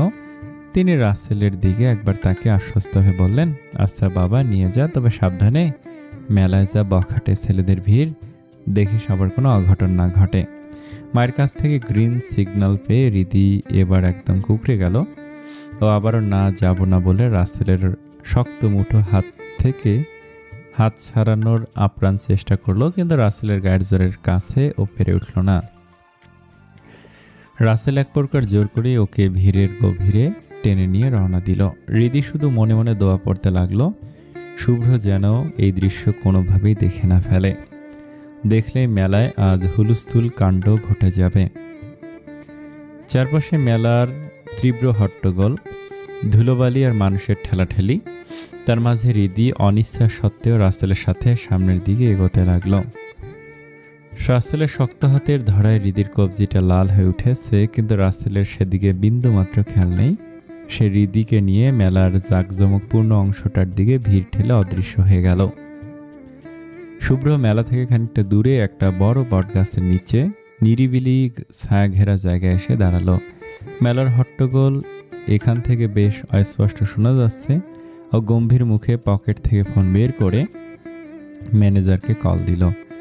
শুভ্রের গলার স্বর এক মুহূর্তে অফিসের বসের সেই রাশভারী ব্যক্তিত্ব ফুটে উঠল। কয়েক সেকেন্ডের মধ্যে রিসিভ হলো। ম্যানেজার ওপাশ থেকে বেশ বিনয়ের সাথে সালাম দিয়ে বলল, আসসালামু আলাইকুম স্যার, ডিস্টার্ব করার জন্য দুঃখিত, তবে একটা জরুরি খবর ছিল। শুভ্র একদম নির্লিপ্ত গলায় বলল, ওয়ালাইকুম আসসালাম, কাজের কথা বলুন। ম্যানেজার হাসি মুখে বলল, স্যার সব পেপারস রেডি। খুশির খবর হলো অফিসের ওই বড় ডিলটা ফাইনাল হয়ে গেছে, ওরা আমাদের প্রস্তাবে রাজি। শুভ্রের মুখে কোনো বাড়তি উচ্ছ্বাস নেই, একদম পেশাদার ভঙ্গিতে বলল, দ্যাটস গুড, তাহলে নেক্সট প্রসেস কি?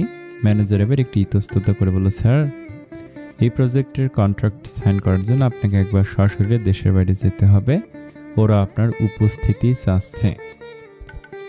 শুভ্র ভুরুকুচকে একটু গম্ভীর হয়ে জানতে চেয়েছিল লোকেশন কথায়। ম্যানেজার উত্তর দিল, বস কুয়েত যেতে হবে আপনাকে, ওরা সব অ্যারেঞ্জমেন্ট করে রাখছে। শুভ্র কিছুক্ষণ চুপ থেকে ঠান্ডা মাথায় পরিস্থিতিটা চিন্তা করলো, তারপর শান্ত গলায় বলল, ঠিক আছে, সব পেপারস রেডি রাখো, আমি ফিরে এসে চেক করে ডেট জানাবো। কথা শেষ করে শুভ্রের মুখে চরম বিরক্তির ছাপ স্পষ্ট হয়ে উঠল। মনে মনে ভাবলো, এই ব্যবসা যত বেশি লাভজনক ঠিক ততটাই যন্ত্রণার। ডিল ফাইনাল করার জন্য কথায় কথায় দেশের বাইরে যেতে হয়, জাস্ট বিরক্তিকর। শুভ্র পেছনের বটগাছের গুড়িতে পিঠ ঠেকে কিছুক্ষণ দাঁড়িয়ে রইল। নিজের বিরক্তিটা সামাল দিতে বুড়ো আঙুল দিয়ে কপালের এক পাশ হালকা করে চুলকিয়ে নিল। একটা দীর্ঘশ্বাস ফেলে ফোনটা পকেটে ভরে ও আবার মেলার হট্টগোলের দিকে হাঁটতে শুরু করলো। মেলার ভিড় ঠেলে শুভ্র সরাসরি রাবেয়া এহসানদের সামনে গিয়ে দাঁড়ালো, কিন্তু সেখানে পৌঁছাতেই ওর চোয়াল শক্ত হয়ে এলো। চোখে দৃষ্টি ধারালো হয়ে উঠল। রিদিকে ঠিক যেখানে পাথরের মতো দাঁড়িয়ে থাকার নির্দেশ দিয়ে গিয়েছিল সেখানে রিদি নেই। শুভ্র চারপাশটা একবার তীক্ষ্ণ চোখে দেখে নিল, কিন্তু মেলার এই উপচে পড়া ভিড়ে রিদির কোনো চিহ্নই খুঁজে পেল না।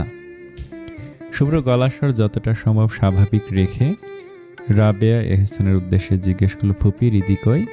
রাবেয়া এহসান তখনও দোকানের একটা মাটির পাত্র হাতে নিয়ে পরীক্ষা করছিলেন। শুভ্রের প্রশ্ন শুনে তিনি মুখ তুলে চশমাটা ঠিক করে নিয়ে উত্তর দিলেন, এসেছিস বাবা? আসলে তুই যাওয়ার পর মেয়েটা মন খারাপ করে একলা দাঁড়িয়েছিল, তো পরে হঠাৎ রাসেল আসলো।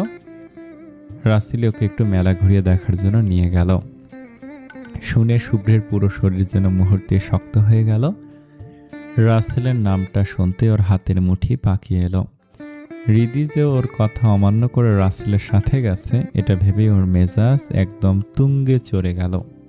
শুভ্র আর এক মুহূর্ত সেখানে দাঁড়ালো না, কোনো কথা না বলে রাগে ফুঁসতে ফুঁসতে ও ভিড়ের দিকে পা বাড়ালো রিদি আর রাসেলকে খুঁজে বের করার জন্য। আজ যে একটা বড়সড় ঝামেলা হবে তা ওর গম্ভীর মুখ দেখে বোঝা যাচ্ছে। শুভ্র পাগলের মতো পুরো মেলা তন্ন তন্ন করে খুঁজছে। মানুষের ভিড় ঠেলে এ মাথা থেকে ও মাথা যাচ্ছে, কিন্তু কোথাও রিদি আর রাসেলকে পাচ্ছে না। শুভ্রের মাথার ভেতর যেন দাউ দাউ করে আগুন জ্বলছে। চৈত্র বৈশাখের কড়া রোদে ওর সারা শরীর ঘামে ভিজে গেছে, চুলের গোছা ঘামে লেপ্টে কপালের ওপর এসে পড়ছে। শুভ্র বারবার নিজের হাতঘড়ির দিকে তাকাচ্ছে আর ওর সোয়াল রাগে শক্ত হয়ে আসছে। ও কিছুতেই মানতে পারছে না যে ও এত কড়া করে বারণ করার পরেও রিদি কিভাবে এত বড় সাহস পায় ওর অবাধ্য হওয়ার। রিদি কি জানে না ওর এই প্রেমিক পুরুষটা কতটা হিংসুটে? ও তো রিদির পাশে অন্য কোনো পুরুষের ছায়াও সহ্য করতে পারে না। বুকের ভেতরটা তীব্র এক যন্ত্রণায় ফেটে যাচ্ছে ওর। ভীষণ কষ্ট হচ্ছে, রাগে দুঃখে দম বন্ধ হয়ে আসছে। শুভ্র নিজের মাথায় একটা থাপ্পড় মেরে প্রচণ্ড ক্ষোভে আর হতাশায় নিজের মনে বিড়বিড় করে উঠল। শুভ্র দাঁতে দাঁত চেপে হিস হিস করে রাগী গলায় বলল, আই উইল কিল হার। রিদি তুই একবার খালি আমার সামনে আয়, তোর এই অবাধ্য হওয়ার স্বাদ আমি চিরতরে মিটিয়ে দেব।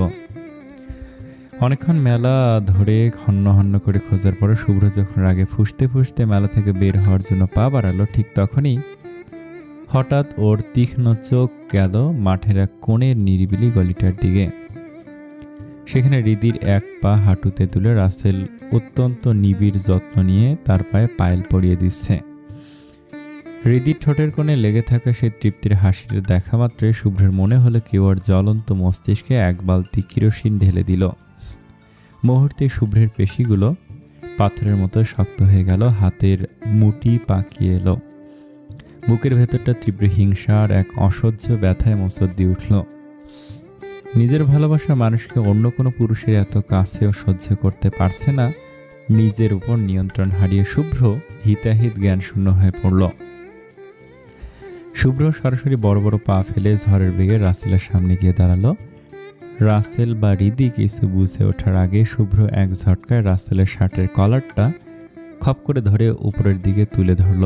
শুভ্রের চোখ দুটো তখন টকটকে লাল, কপালে রাগের রগগুলো দপদপ করছে। শুভ্র একদম রাসেলের মুখের উপর দাঁতে দাঁত চেপে চরম হুঙ্কারের স্বরে বলল, তোকে বলেছিলাম না রিদির থেকে দূরে থাকতে? বলেছিলাম না আমার জিনিসের দিকে নজর দিবি না, তারপরে তোর কলিজায় সাহস কি করে হয় ওকে টাচ করার? I will kill you bastard. Russell ব্যথায় কুকড়ে গিয়েও কোনো রকমে নিজেকে সামনে নিয়ে বলল, কি বলছো তুমি ব্রো, এসব পাগল হয়ে গেছো নাকি? শুভ্রর চোখে মুখে তখন খুনি নেশা। ও রাসেলের শার্টের কলারটা আরও এক প্যাচ ঘুরিয়ে শক্ত করে ধরল, যেন রাসেলের দম বন্ধ হয়ে আসবে। শুভ্র দাঁতে দাঁত চেপে হিস হিস করে বলল, whatever I am that is none of your business. তোকে ওয়ার্নিং দিয়েছিলাম না হৃদির থেকে দূরে থাকতে? Didn't I will tell to stay away from her. তোর সাহস দেখে আমি নিজে অবাক হয়ে যাচ্ছি। কোন হাত দিয়ে টাচ করেছিস ওকে? এই হাত দিয়ে না, দাঁড়া দেখাচ্ছি তোকে। বলে শুভ্র বিদ্যুতের গতিতে রাসেলের ডান হাতটা ধরে সজোরে মুচড়ে দিল। হাড় মরমর করার মতো একটা শব্দ হলো বোধহয়। রাসেল যন্ত্রণায় বাঘের মতো আর্তনাদ করে উঠল। ওর মুখটা নীল হয়ে গেল ব্যথায়। হৃদি পাশে দাঁড়িয়ে থরথর করে কাঁপছে। সে ভয়ে অস্ফুট স্বরে বলল, ভাইয়া এসব কি করছেন? পাগল হয়ে গেছেন? ছেড়ে দেন প্লিজ। শুভ্রর কানে তখন কোনো কথা ঢুকছে না। ওর মাথায় তখন একটাই চিন্তা, হৃদিকে কেন ছুলো। এদিকে রাসেলও আর সহ্য করতে পারল না। অপমানে আর ব্যথায় ওর ধৈর্যের ভাত ভেঙে গেল। ও শুভ্রর হাত থেকে নিজেকে ছাড়ানোর চেষ্টা করতে করতে চিৎকার করে বলল, ব্রো তুমি কিন্তু আমার থেকে অনেক বেশি করছো। বড় ভাই বলে রেসপেক্ট করি দেখে সবসময় তোমাকে ছাড় দিব না। শুভ্র মুহূর্তের মধ্যে ওর হাত ছেড়ে দিল। ওর ঠোঁটের কোণে এক সিলতে তাচ্ছিল্যের হাসি ফুটে উঠল, যা রাসেলের কথা বলার সাহসের চেয়েও বেশি ভয়ানক। শুভ্র ওর একদম নাকের কাছে মুখ নিয়ে স্থির চোখে তাকে বলল, really what will you do? মারবি আমায়? Do you think you can touch me? Russell তখন অপমানে দিশেহারা। ও নিজের শার্টের কলারটা ঠিক করতে করতে গলার রগ ফুলিয়ে বলল, আমাকে মারলে আমিও মারবো, কাউকে বিনা কারণে মারার রাইট তোমার নেই। শুভ্র হাত যেন কথা বলার আগেই চলতে শুরু করলো। রাসেলের কথা শেষ হওয়ার আগেই শুভ্র সজোরে ওর গালে একটা থাপ্পড় বসিয়ে দিল। মেলার এই হইচইয়ের মাঝেও থাপ্পড়ের শব্দটা বেশ জোরালো শোনালো। শুভ্র তাচ্ছিল্যের স্বরে হুঙ্কার দিয়ে উঠল, I just slap you, now what?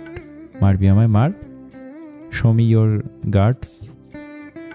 Rasel এবার অপমানের রাগে হিতের জ্ঞান হারিয়ে ফেললো। ও দাঁতে দাঁত চেপে বলল, এবার কিন্তু সত্যি সত্যি অনেক বেশি হয়ে যাচ্ছে শুভ্র ভাই, আমি আর সহ্য করব না। শুভ্রর চোখে মুখে তখন পৈশাচিক আনন্দ। ও নিজের কলারটা একটু আলগা করে দিয়ে বলল, yes I am doing too much, so what, come on hit me. Russell আর নিজেকে ধরে রাখতে পারল না। ও পুরো শক্তি দিয়ে শুভ্রের ওপর ঝাঁপিয়ে পড়লো। কিন্তু শুভ্র তো আগে থেকেই তৈরি ছিল। রাসেলের এলোপাথারি ঘিলুহীন আক্রমণ শুভ্রকে খুব একটা কাবু করতে পারল না, বরং শুভ্র দক্ষ হাতে রাসেলের প্রতিটি আঘাত এড়িয়ে গিয়ে পাল্টা মার দিতে শুরু করলো। শুভ্রর এক একটা ঘুষি যেন হাতুড়ের মতো রাসেলের গায়ে গিয়ে পড়ছে। রাসেল মার দেওয়ার সুযোগই পাচ্ছে না, উল্টো শুভ্রর ঝড়ের গতির মারের নিচে ও পিষ্ট হতে শুরু করলো। হৃদি এই ভয়ানক দৃশ্য দেখে আতঙ্কে নীল হয়ে গেছে। ও দুই হাতে নিজের মাথা চেপে ধরে চিৎকার করে উঠল, ভাই stop, stop this please, Russell ভাইকে ছাড়ানো, মরে যাব, দেও কেউ থামান এদের। কিন্তু শুভ্র তখন হিতাহিত জ্ঞান শূন্য। ওর কানে হৃদির আর্তনাদ পৌঁছাচ্ছে না। ও রাসেলকে মাটির সাথে মিশিয়ে দিয়ে একের পর এক ঘুষি মারতে লাগলো।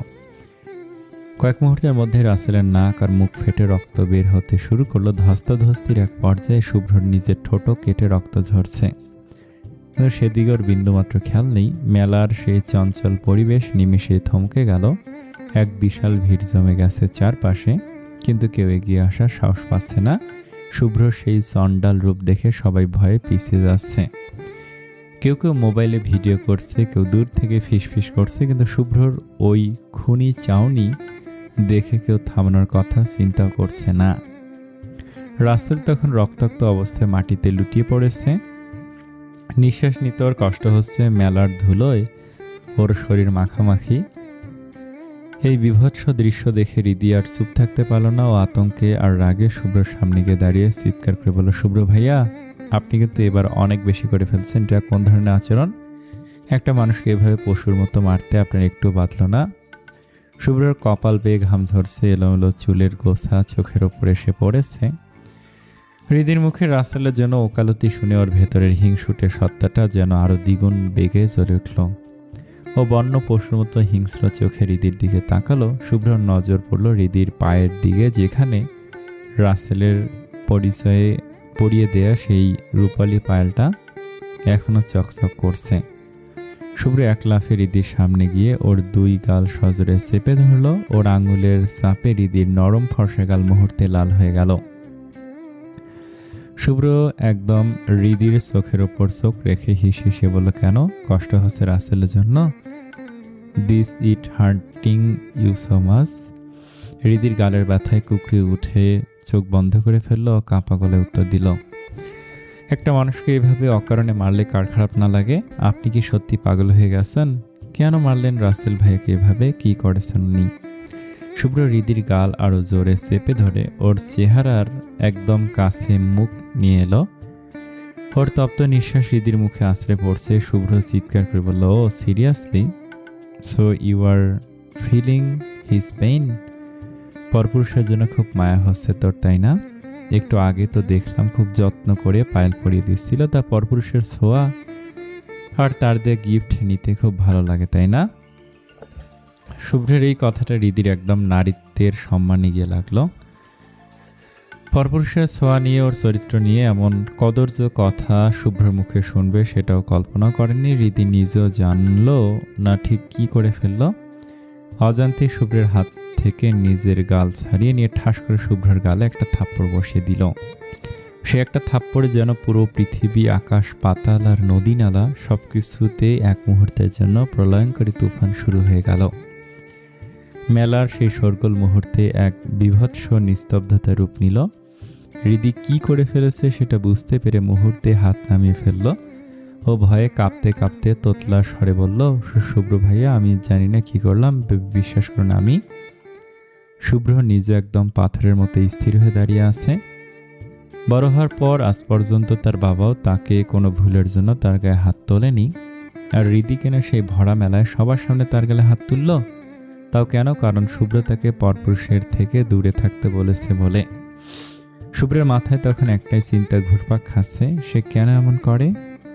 সে তো শুধু সহ্য করতে পারে না হৃদির পাশে কোনো ছেলেকে।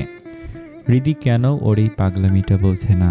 কেন ওকে বোঝার চেষ্টা করে না? এসব ভাবতেই শুভ্রের ভেতরের দহনটা যেন সহ্যের সীমা ছাড়িয়ে গেল। অপমান আর রাগে অন্ধ হয়ে শুভ্র হাত তুলো হৃদির গালে থাপ্পড় মারার জন্য। হৃদি ভয় কুকড়ে গিয়ে সাথে সাথে চোখ দুটো শক্ত করে বন্ধ করে ফেলল। ও ভাবলো আজ বুঝি ওর শেষ রক্ষে নেই, কিন্তু না। শুভ্রের হাতটা হৃদির গালের ঠিক ইঞ্চিখানেক দূরে এসে মাঝ পথেই থেমে গেল। শুভ্র পারল না নিজের ভালোবাসার গায়ে এবার আঘাত করার শক্তি ওর হলো না। তবে ও হাতটা সরিয়েও নিল না, বরং হৃদির নরম গালটা হাতের মুঠোয় শক্ত করে চেপে ধরল।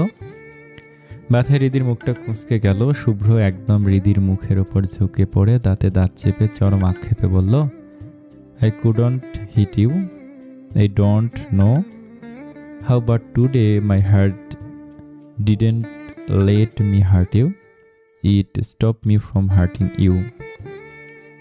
কথাটা বলে শুভ্র হৃদিকে সজোরে একটা ধাক্কা মারল।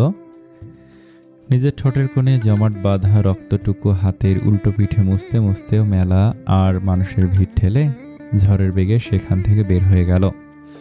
শুভ্র সেই চলে যাওয়ার পথের দিকে তাকে ভিড়ের মানুষগুলো একে একে সরতে শুরু করলো। ওদিকে রাসেলকে অনেক মানুষ মিলে ধারাধারি করে মাটি থেকে তুলে সোজা করে দাঁড় করালো। হৃদি ওখানে একদম পাথর হয়ে দাঁড়িয়ে রইল।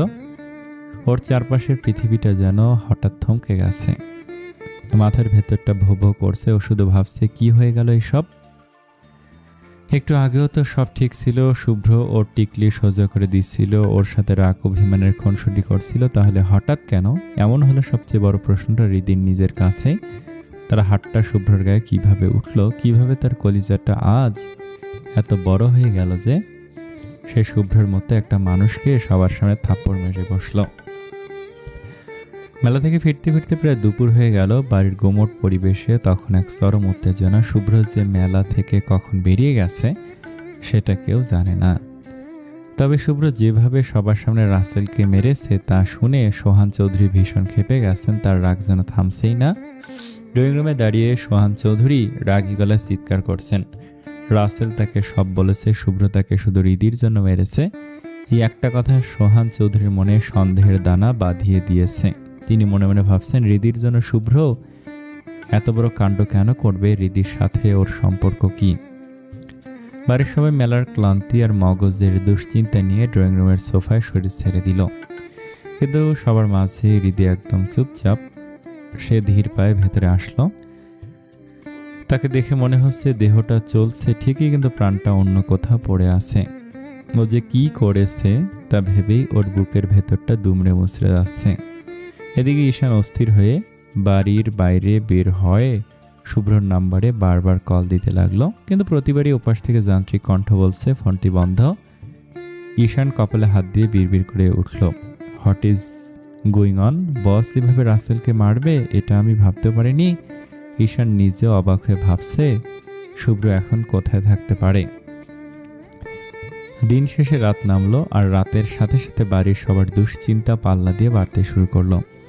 শুভ্র এখনো ফেরেনি, ওর ফোনটাও সেই দুপুর থেকে বন্ধ। বাড়ির মুরব্বীরা সবাই চিন্তিত মুখে বসে আছেন, কেউ বলতে পারছেন না শুভ্র কোথায় গেছে। সব থেকে খারাপ অবস্থা রিদির। ওর মনটা তপ্ত কড়াইয়ের মতো ছটফট করছে, কোনো কিছুতেই শান্তি পাচ্ছে না সে। ও নিজের পায়ের দিকে তাকিয়ে দেখলো সেই রূপলি পায়েলটা এখনো পায়ে লেগে আছে।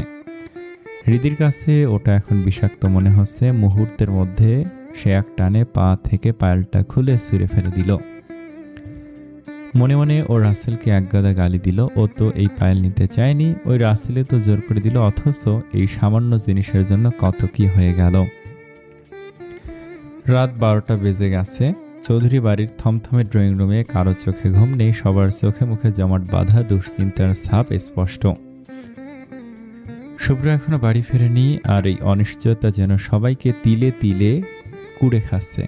সোহান চৌধুরী ড্রয়িং রুমে পায়চারি করছেন আর রাগে উত্তেজনায় বারবার বলে উঠছেন, কি হয়েছে কি ওর? এইভাবে আমাদের টেনশনে ফেলে রাখছে কেন? একটা ফোন পর্যন্ত রিসিভ করার প্রয়োজন মনে করছে না। বাকি সবাই পাথরের মতো নিশ্চুপ হয়ে সোফায় বসে আছে। সাহেরা চৌধুরী এক কোণে বসে সবটা লক্ষ্য করছেন। তিনি মনে মনে নিশ্চিত যে রিদির সাথে আজ নিশ্চিত বড় কিছু একটা ঘটেছে, নয়তো শুভ্র এতটা অনিয়মিত আচরণ করার ছেলে না। সবার এই উৎকণ্ঠার মাঝেই হঠাৎ সদর দরজার কবাট নড়ে উঠল। ধীর পায়ে ভেতরে প্রবেশ করলো শুভ্র। সবাই একসাথে চট করে দরজার দিকে তাকালো। শুভ্রকে দেখা মাত্র সবার বুকটা ধক করে উঠল। ওর চুলগুলো উস্কো খুস্কো হয়ে কপালের উপর আশ্রে পড়েছে।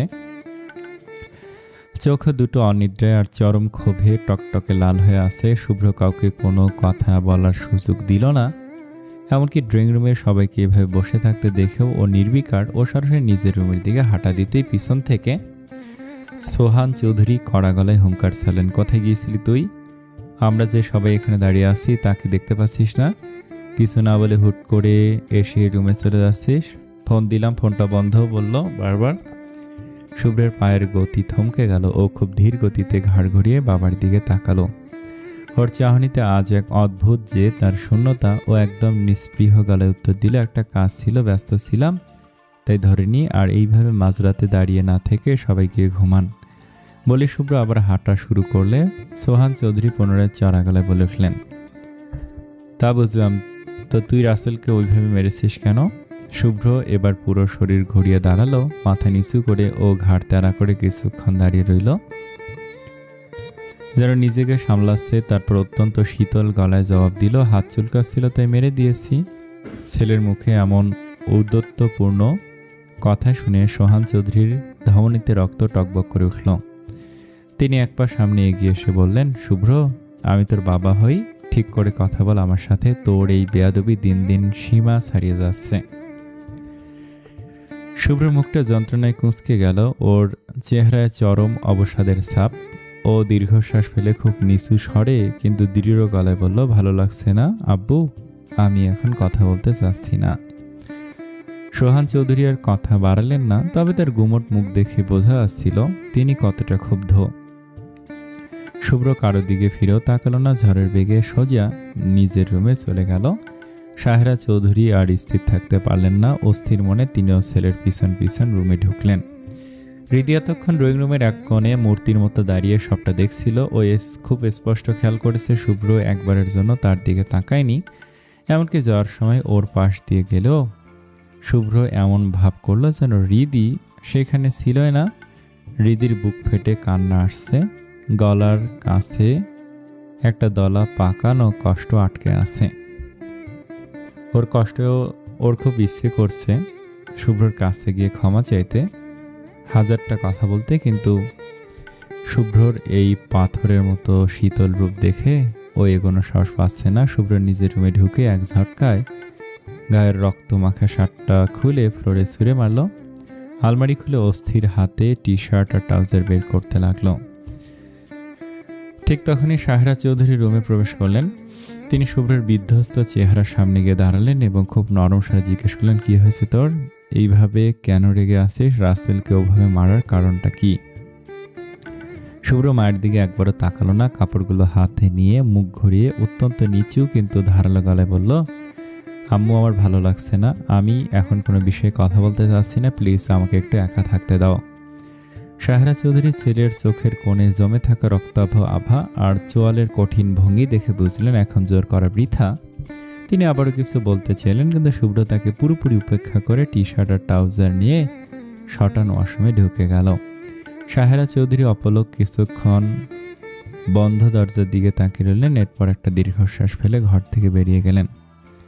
প্রায় আধ ঘন্টা শাওয়ারের নিচে দাঁড়িয়ে থাকার পর শুভ্র যখন বের হলো, দেখল রুমে তুর্য, রিফাত আর ঈশান বসে আছে। ওদের চোখে মুখে রাজ্যের প্রশ্ন, কিন্তু শুভ্র নির্বিকার ভঙ্গি দেখে সবাই কেমন যেন কুকড়ে আছে। শুভ্র কারোর দিকে ফিরেও তাকালো না, একদম নিঃশব্দে আয়নার সামনে গিয়ে দাঁড়ালো। গায়ের টি শার্টটা তখনও শাওয়ারের হিমেল পরশে কিছুটা ঠান্ডা হয়ে আছে। ও খুব ধীর লয়ে তোয়ালে দিয়ে নিজের চুলগুলো মুছতে লাগলো, যেন রুমে ও একা ছাড়া আর কেউ নেই। রিফাত আর ধৈর্য ধরতে না পেরে কিছুটা এগিয়ে এসে শুভ্রর কাঁধে হাত রাখলো খুব নিচু স্বরে, কিন্তু চিন্তিত গলে জিজ্ঞেস করলো, কি হয়েছে তোর? রাসেলকে ওভাবে মারলি কেন? এমন কি করেছিল ও?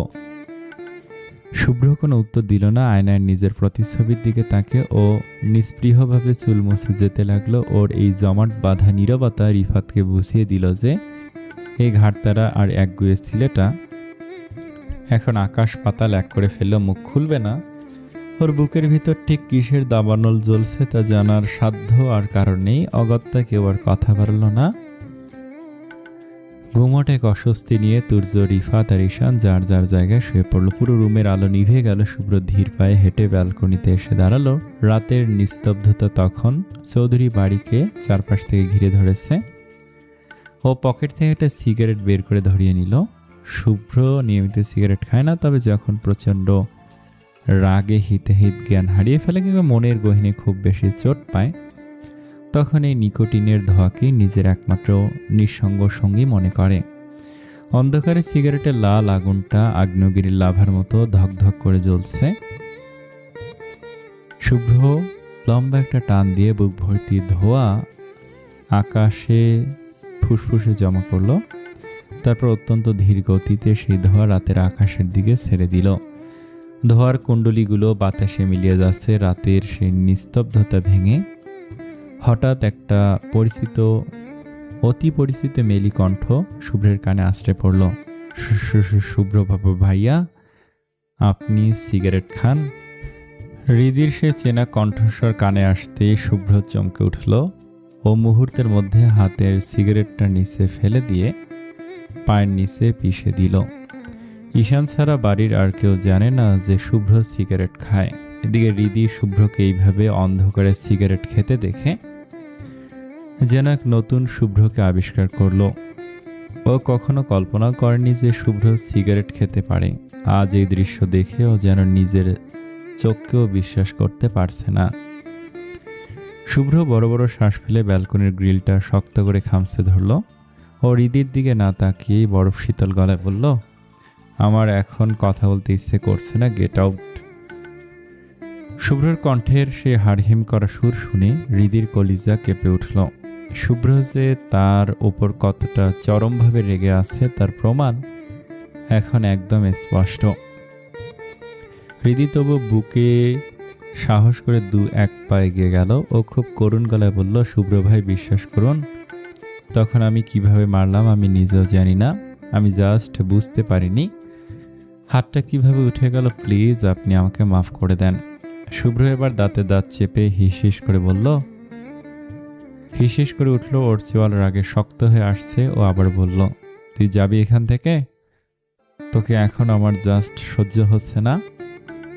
নতুন করে আর মার খেতে না চাইলে এখনই চলে যায় এখান থেকে। হৃদির বুকের ভেতরটা ভয়ে থরথর করে কাঁপছিল, কিন্তু শুভ্রর এই অবহেলা সহ্য করার চেয়ে ও মার খাওয়াকে সহজ মনে করল। ও এবার সাহস করে প্রায় কেঁদে ওঠা ভাঙা কণ্ঠে বলল, যাব না। মারতে চান তাহলে মারেন, যদি আমাকে মেরে আপনার বুকের ভেতরের রাগটা একটু কমে তাহলে মেরেই সব মিটিয়ে নিন, কিন্তু দয়া করে এইভাবে মুখ ফিরিয়ে রাগ করে থাকবেন না। আপনার এই চুপ থাকাটা আমি সহ্য করতে পারছি না। হৃদির প্রতিটা শব্দ শুভ্রর বুকের ক্ষতকে যেন নুনের ছিটে দিচ্ছিল। ওর ভেতরটা যেমন কষ্টে দুমড়ে মুচড়ে যাচ্ছিল, তেমনি রাগে শরীর রিরি করে উঠছিল। শুভ্র কিছু না বলে নিজের নিচের ঠোঁটটা দাঁতে দাঁত চেপে কামড়ে ধরল। ও আপ্রাণ চেষ্টা করছে নিজের ভেতরের আগ্নেয়গিরিটাকে শান্ত করতে। শুভ্র এভাবে পাথরের মতো নিশ্চুপ হয়ে দাঁড়িয়ে থাকতে দেখে হৃদির বুকের ভেতরটা ধক করে উঠল। ও খুব আলতো করে শুভ্রর কাঁধে হাত রেখে কান্না মাখা কণ্ঠে বলল, কথা বলবেন না প্লিজ, মাফ করে দিন না। আমি তো বলছি আমি নিজেও জানি না আমি কি করেছি। আপনি যখন আমাকে বললেন পরপুরুষের ছোঁয়া পেতে আমার ইচ্ছে করে, তখন আমার কেমন জানি লাগলো আর হাতটা উঠে গেল। আচ্ছা শুভ্র ভাই, আপনি এমন কেন? এই ভালো তো এই রাগ, আবার কখনো আমাকে কারো পাশে দেখতে পারেন না কেন? এসব করেন? You don't even love me, যাকে ভালোবাসেন না তার জন্য এমন পাগলামি কেন করেন? হৃদির শেষ কথাগুলো শুনে শুভ্রর বুকের ভেতরটা ধক করে উঠল। ওর হৃৎপিণ্ডের ঠিক মাঝখানটায় যেন কেউ ধারালো ছুরি চালিয়ে দিল। হৃদি জানে না ও ঠিক কতটা ভালোবাসে তাকে, কিন্তু পরক্ষণে শুভ্র নিজেকে শক্ত করে নিল। ওর চোখ মুখ আবারও পাথরের মতো কঠিন হয়ে উঠল। হঠাৎ কোনো কথা না বলে ও হৃদির হাতটা খপ করে ধরে ফেলল। হৃদি কিছু বুঝে ওঠার আগে ও হৃদিকে হিড়হিড় করে টেনে রুমের দরজার বাইরে বের করে দিল। তারপর দরজার এপাশ থেকে চরম আক্ষেপে আর যন্ত্রণায় ফেটে পড়ে বলল, জাস্ট লিভ হৃদি, তুই আমার সামনে আসিস না। তোকে দেখলে আমি নিজের রাগ কন্ট্রোল করতে পারছি না। I feel like killing you and then killing myself, বলে রুদ্র হৃদির মুখের ওপর ঠাস করে দরজাটা লাগিয়ে দিল। দরজার এই পাশে হৃদি একদম নিঃস্পন্দন হয়ে দাঁড়িয়ে রইল। ওর চোখ ফেটে টপ টপ করে অশ্রু গড়িয়ে পড়ছে। বুকের ভেতরটা কেউ যেন ধারালো কোনো অস্ত্র দিয়ে অবিরত কুচি কুচি করে কাটছে। হৃদির মনে হচ্ছে ওর চারপাশের বাতাস ফুরিয়ে আসছে। দম বন্ধ করে এক যন্ত্রণায় নিঃশ্বাস নিতে ওর ভীষণ কষ্ট হচ্ছে। ওদিকে শুভ্র দরজাটা লাগিয়ে দিয়েই ওপাশে ধপ করে মেঝেতে বসে পড়ল। দরজায় পিঠ ঠেকিয়ে ও দুই হাতে নিজের মাথার চুলগুলো পাগলের মতো খামচে ধরল। কষ্ট হচ্ছে, অসহ্য কষ্ট হচ্ছে ওর। হৃদি তাকে মেরেছে, খুব অভিমান হয়েছে তার। হৃদি তার কোনো কথা রাখে না। হাজারবার নিষেধ করার পরেও ও রাসেলের সাথে কথা বলে। প্রিয় মানুষের দিয়ে আঘাত যে কতটা বিষাক্ত হতে পারে সেটা শুভ্র আজ প্রতিটা নিঃশ্বাসে টের পাচ্ছে। শুভ্র শক্ত সামর্থ্য পুরুষ মানুষ, চাইলেও ও হৃদির মতো শব্দ করে ডুকরে কাঁদতে পারছে না। ও নিজের চুলগুলো আরো জোরে খামছে মুছড়ে ধরে দাঁতে দাঁত চেপে বিড়বিড় করে উঠল, কেন পাগল বানাচ্ছিস তুই আমাকে? What are you doing this to me? আমাকে কি তুই রাস্তার পাগল বানানোর কোনো ধান্দা করেছিস? I am just going crazy Hridi. I sure আমার ইচ্ছে করছে তোকে মেরে আমি নিজে মরে যাই। হৃদি কাপা হাতে চোখের নোনা জল মুছে অত্যন্ত বিধ্বস্ত অবস্থায় ধীর পায়ে হাঁটতে হাঁটতে নিজের রুমে চলে এলো। ওর বুকের ভেতরটা চিনচিন ব্যথায় বারবার মুচড়ে উঠছে। ও রুমে ঢুকতেই শুভ্রা ওকে দেখে একদম আটকে উঠল। শুভ্রা বিছানা ছেড়ে উঠে এসে হৃদির একদম কাছে এসে দাঁড়ালো। বিছানা ছেড়ে উঠে হৃদির দিকে তাকে উৎকণ্ঠা নিয়ে বলল, কিরে, এত রাতে কোথায় গিয়েছিলি তুই? আর তোর চোখ মুখ এমন লাল কেন? চোখে পানি কেন হৃদি? কি হয়েছে তোর?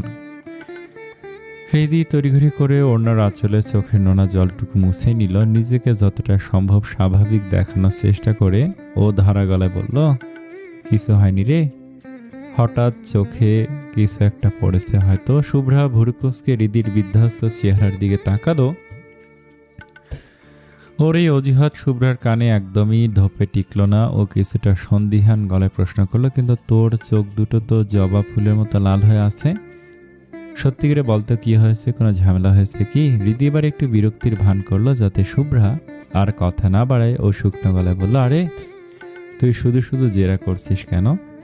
বললাম তো কিছু হয়নি, এমনি ধুলোবালির লেগে চোখ জ্বালা করছে। আমার ভীষণ ঘুম পাচ্ছে রে, কাল সকালে কথা হবে, গুড নাইট সোনা। বলেই হৃদি বিছানায় গিয়ে এক কোণে গুটিসুটি মেরে শুয়ে পড়ল।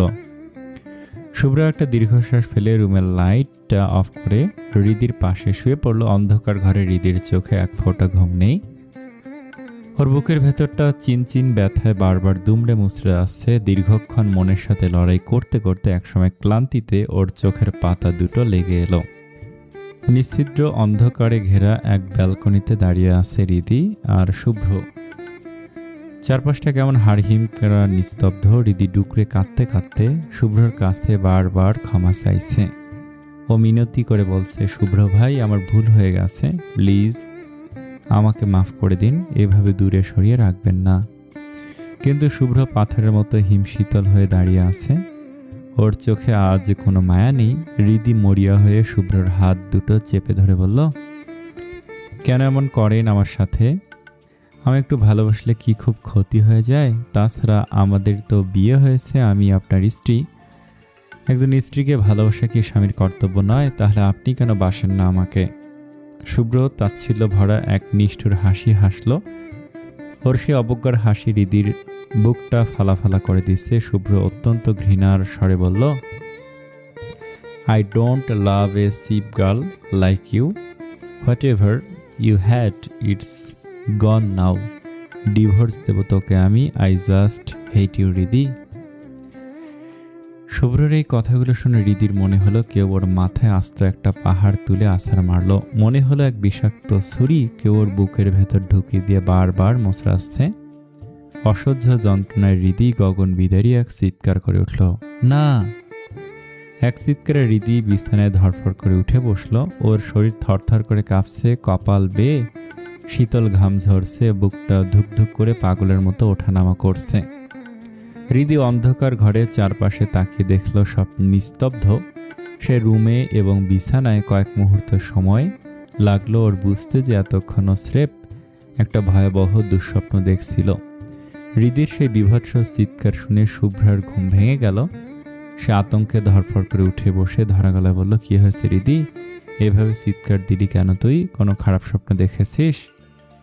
হৃদি নিজেকে দ্রুত স্বাভাবিক করে নেওয়ার আপ্রাণ চেষ্টা করলো। ও কাঁপা গলায় উত্তর দিল, ওই না, আসলে হ্যাঁ, ভীষণ ভয় পেয়েছে একটা বাজে স্বপ্ন দেখে। চারদিকে তখন ফজরের আজানের সুমধুর ধ্বনি প্রতিধ্বনিত হচ্ছে। শুভ্রা হৃদির অবস্থা দেখে বিছানা থেকে নেমে রুমের লাইটটা অন করলো। ওর টেবিল থেকে পানির জগ নিয়ে এক গ্লাস পানি ভরে হৃদির দিকে বাড়িয়ে দিল। নে, এক নিঃশ্বাসে সবটুকু খেয়ে ফেল, তারপর বড় বড় করে শ্বাস নে, দেখবি ভয় একদম চলে যাবে। হৃদি গ্লাসটা হাতে নিয়ে ধীরে ধীরে সবটুকু পানি খেয়ে নিল এবং লম্বা লম্বা কয়েকটা শ্বাস ফেলল।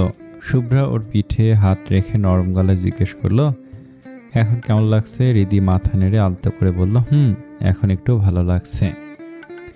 বলে হৃদি বিছানা থেকে উঠে পড়ল। ও আর শুয়ে থাকতে চাইল না, সোজা ওয়াশরুমে গিয়ে উজু করে নিল। শুভ্রা উঠে গিয়ে উজু করে আসলো। দুই বান্ধবী মিলে অত্যন্ত শান্ত মনে ফজরের নামাজ আদায় করল। নামাজ শেষে তারা কিছুক্ষণ কোরআন তেলাওয়াত করলো। এতে হৃদির অস্থির মনটা কিছুটা হলেও শান্ত হলো। শুভ্রার চোখে তখনও রাজ্যের ঘুম লেগে আছে, তাই সে তেলাওয়াত শেষ করে আবার বিছানায় গায়ে দিয়ে দিল। কিন্তু হৃদির চোখে এক ফোঁটা ঘুম নেই। ও দম বন্ধ লাগছে ওর। মনটা একটু হালকা করার জন্য ও ধীর পায়ে ছাদের দিকে রওনা হলো। ছাদে পা রাখতে হৃদি একদম পাথরের মতো থমকে গেল। ওর বুকের ভেতরটা হঠাৎ প্রচণ্ড জোরে ধক করে উঠল। ছাদের একদম কিনারের দিকে শুভ্র বুক ডাউন দিচ্ছে। ওর পরনে কোনো শার্ট নেই, শুধু একটা শর্ট প্যান্ট। ভোরের আফসা আলোয় দেখা যাচ্ছে শুভ্রর পিঠের পেশি আর হাতের রগগুলো নীল হয়ে ফুলে উঠেছে। ঘামে ওর সারা পিঠ চিকচিক করছে। শুভ্র যেন নিজের ভেতরের সবটুকু রাগ আর যন্ত্রণা শরীর চর্চার মাধ্যমে উগরে দিতে চাইছে। ভোরের ওই শীতল হাওয়ায় শুভ্রর ঘামক্ত শরীরের তেজ হৃদির নজর কাড়ল। ও এক মুহূর্তের জন্য নড়াচড়ার ক্ষমতা হারিয়ে ফেলল। হৃদির মাথায় হুট করে সেই দুঃস্বপ্নের কথাগুলো বাজতে লাগলো। মুহূর্তে আতঙ্কে ওর বুকটা দুরু দুরু করে কাঁপতে শুরু করলো। স্বপ্নটা ও একদম ফজরের আজানের সময় দেখেছে। লোকে বলে ফজরের আজানের সময় দেখা স্বপ্ন নাকি বৃথা যায় না, কখনো কখনো তা অক্ষরে অক্ষরে বাস্তব হয়ে যায়। তাহলে কি ওর কপালে ওই সর্বনাশা বিচ্ছেদী লেখা আছে? সত্যি কি শুভ্র ওকে ডিভোর্স দিয়ে চিরতরে পর করে দেবে? ভাবতে হৃদির বুকটা পাথরের মতো ভারী হয়ে এলো। নিঃশ্বাস নিতে দম বন্ধ করা এক কষ্ট হচ্ছে ওর। হৃদির ওই গভীর ভাবনার মাঝেই হঠাৎ কেউ ওর চোখের সামনে সজোরে তুড়ি বাজালো। হৃদি চমকে উঠে তাকে দেখে শুভ্রা দাঁড়িয়ে আছে। শুভ্রা কিছুটা অবাক হয়ে বলল, কিরে, কোন রাজ্যে হারিয়ে গিয়েছিলি? কখন থেকে ডাকছি তোকে, কোনো সাড়া নেই কেন? হৃদি যতটা সম্ভব নিজের কম্পিত কণ্ঠস্বর আর অস্থিরতা লুকিয়ে স্বাভাবিক হওয়ার চেষ্টা করে বলল, ও সরি, খেয়াল করিনি তুই, বলে হৃদি ছাদের দিকে চোখ দিল। দেখল শুভ্র ঠিক ওর দিক দিয়েই ধীর পায়ে এগিয়ে আসছে। শুভ্র সারা শরীর ঘামে চপচপ করছে, চোখগুলো লালচে আর ফোলা ফোলা। ঘামে ভেজা অবাধ্য চুলের গোছাগুলো কপালের ওপর লেপ্টে আছে ও শরীর থেকে যেন আগুনের হালকা বের হচ্ছে। শুভ্রকে দেখেই শুভ্রা হাসি মুখে বলে উঠল, ভাইয়া শুভ সকাল, তুমি তো একদম ভিজে গেছো। শুভ্র একদম হৃদির পাশ কাটিয়ে সিঁড়ি দিয়ে নামতে নামতে শীতল আর কর্কশ গলায় উত্তর দিল, ব্যায়াম করলে শরীর ঘামবেই, জানিস না ইডিয়েট। শুভ্র নামার সময় একবারের জন্য হৃদির দিকে চোখ তুলল না। ওর গায়ের তপ্ত ঘামের তীব্র ঘ্রাণ হৃদির নাকে আছড়ে পড়ল। শুভ্রর ওই পাশ কাটিয়ে চলে যাওয়ার সময়কার উপেক্ষা হৃদির বুকের ক্ষতটাকে যেন আরো গভীর করে দিল। ওর মনের ভেতর তখন একটা প্রলয়ঙ্কারী ঝড় বয়ে যাচ্ছে। ওই স্বপ্নের রেশ আর শুভ্রর এই পাথরের মতো শীতল এড়িয়ে চলা ওকে যেন ভেতর থেকে কুড়ে কুড়ে খাচ্ছে। সকালবেলা খাবারের টেবিলে এক গুমোট নিস্তব্ধতা বিরাজ করছে। সবাই যার যার মতো চুপচাপ খাবার খাচ্ছে। শুভ্রার মাঝে কোনো ভাবান্তর নেই, ও অত্যন্ত ধীর স্থিরভাবে নিজের খাবার খেয়ে যাচ্ছে। কিন্তু হৃদির অবস্থা একদমই ভিন্ন। ওর গলা দিয়ে এক দলা খাবারও নামছে না। ও বারবার আর চোখে শুভ্রর দিকে তাকাচ্ছে, একটু মায়া কিংবা সামান্য একটু দৃষ্টির বিনিময়ে চাইছে ও, কিন্তু শুভ্র পাথরের মতো অটল। ও একবারের জন্য হৃদির দিকে চোখ তুলছে না, যেন হৃদির সেখানে উপস্থিতি নেই। শুভ্রর এই নির্লিপ্ত আর অচেনা রূপ যদি হৃদি কিছুতে মানতে পারছে না, ও ভেতর থেকে একদম শেষ হয়ে যাচ্ছে। হঠাৎ খাবার খাওয়ার মাঝখানে শুভ্র প্লেট থেকে মাথা না তুলে সোহান চৌধুরীর উদ্দেশ্যে বলল, আব্বু কিছু কথা ছিল। সোহান চৌধুরী খেতে খেতে স্বাভাবিক গলায় বললেন, হ্যাঁ বল, কি বলবি? শুভ্র খুব নিস্পৃহভাবে জানালো, অফিসের একটা ডিলের জন্য আমাকে কাল 6টার ফ্লাইটে বাইরে যেতে হবে। কথাটা শোনা মাত্র হৃদির হাত প্লেটের ওপর থেমে গেল। বুকের ভেতরটা হঠাৎ প্রচণ্ড জোরে ধক করে উঠল। মনে হলো কোন এক ভয়াবহ খবর কেউ ওর কানে ঢেলে দিল। সোহান চৌধুরী কিছুক্ষণ ভেবে নিয়ে জিজ্ঞেস করলেন, লোকেশন কোথায়? শুভ্র নির্লিপ্ত মুখে জবাব দিল, কুয়েত। সোহান চৌধুরী আবার প্রশ্ন করলেন, কতদিনের জন্য? শুভ্র এবারও কোনো আবেগ ছাড়াই বলল, সেটা বলতে পারবো না, তবে আমার ফিরতে দেরি হবে। সোহান চৌধুরী খাওয়া থামিয়ে কিছুটা অবাক হয়ে বললেন, ফিরতে দেরি হবে মানে কি বলতে চাইছিস তুই? শুভ্র চেয়ার ছেড়ে উঠে দাঁড়ালো। ওর চেহারায় এক ধরনের ক্লান্ত নির্লিপ্ততা। ওর খুব নিচু কিন্তু দৃঢ় গলায় বলল, আমি কিছুদিন একা থাকতে চাই। বলে শুভ্র বাকি অর্ধেক খাবার পাতে ফেলে রেখে হাত ধুয়ে টেবিল থেকে উঠে চলে গেল। মুহূর্তের মধ্যে ডাইনিং টেবিলটা এক থমথমে নিস্তব্ধতায় ডুবে গেল। হৃদির মনে হচ্ছে শুভ্র তাকে ছেড়ে চলে যাচ্ছে, আর কখনো ফিরবে না। শুভ্র যে তার ওপর অভিমান আর রাগ করে দেশের বাইরে গিয়ে একা থাকতে চাইছে, এটা এখন ওর কাছে একদম স্পষ্ট। শুভ্রর এই অসহ্য আচরণ হৃদি আর নিতে পারছে না। ওর বুকের ভেতরটা যেন কেউ জ্যান্ত ছিঁড়ে ফেলছে। বিষম কষ্টে ওর দম বন্ধ হয়ে আসছে। ভীষণ কান্না পাচ্ছে ওর। সবার সামনে এই কান্নার বেগ আটকে রাখাটা হৃদির কাছে এখন জীবনের সবচেয়ে বড় লড়াই বলে মনে হচ্ছে। ও নিচু হয়ে প্লেটের দিকে তাকিয়ে রইল, যাতে কেউ ওর চোখের টলমল জলটুকু দেখতে না পায়। প্রতিটি সেকেন্ড যেন ওর কাছে এক একটা যুগের মতো দীর্ঘ মনে হতে লাগলো। আসসালামু আলাইকুম। এই গল্পটা কেমন লাগছে কমেন্টে জানান। আর আপনারা খেয়াল করতেছি লাইকও করেন না, কমেন্টও করেন না। 16 থেকে 17,000 ভিউ হয়, লাইক করেন 200 থেকে 400। এটা কোনো কথা? যারা এই ভিডিওটা দেখবেন একটা করে লাইক দিলে কি হয়? আসসালামু আলাইকুম।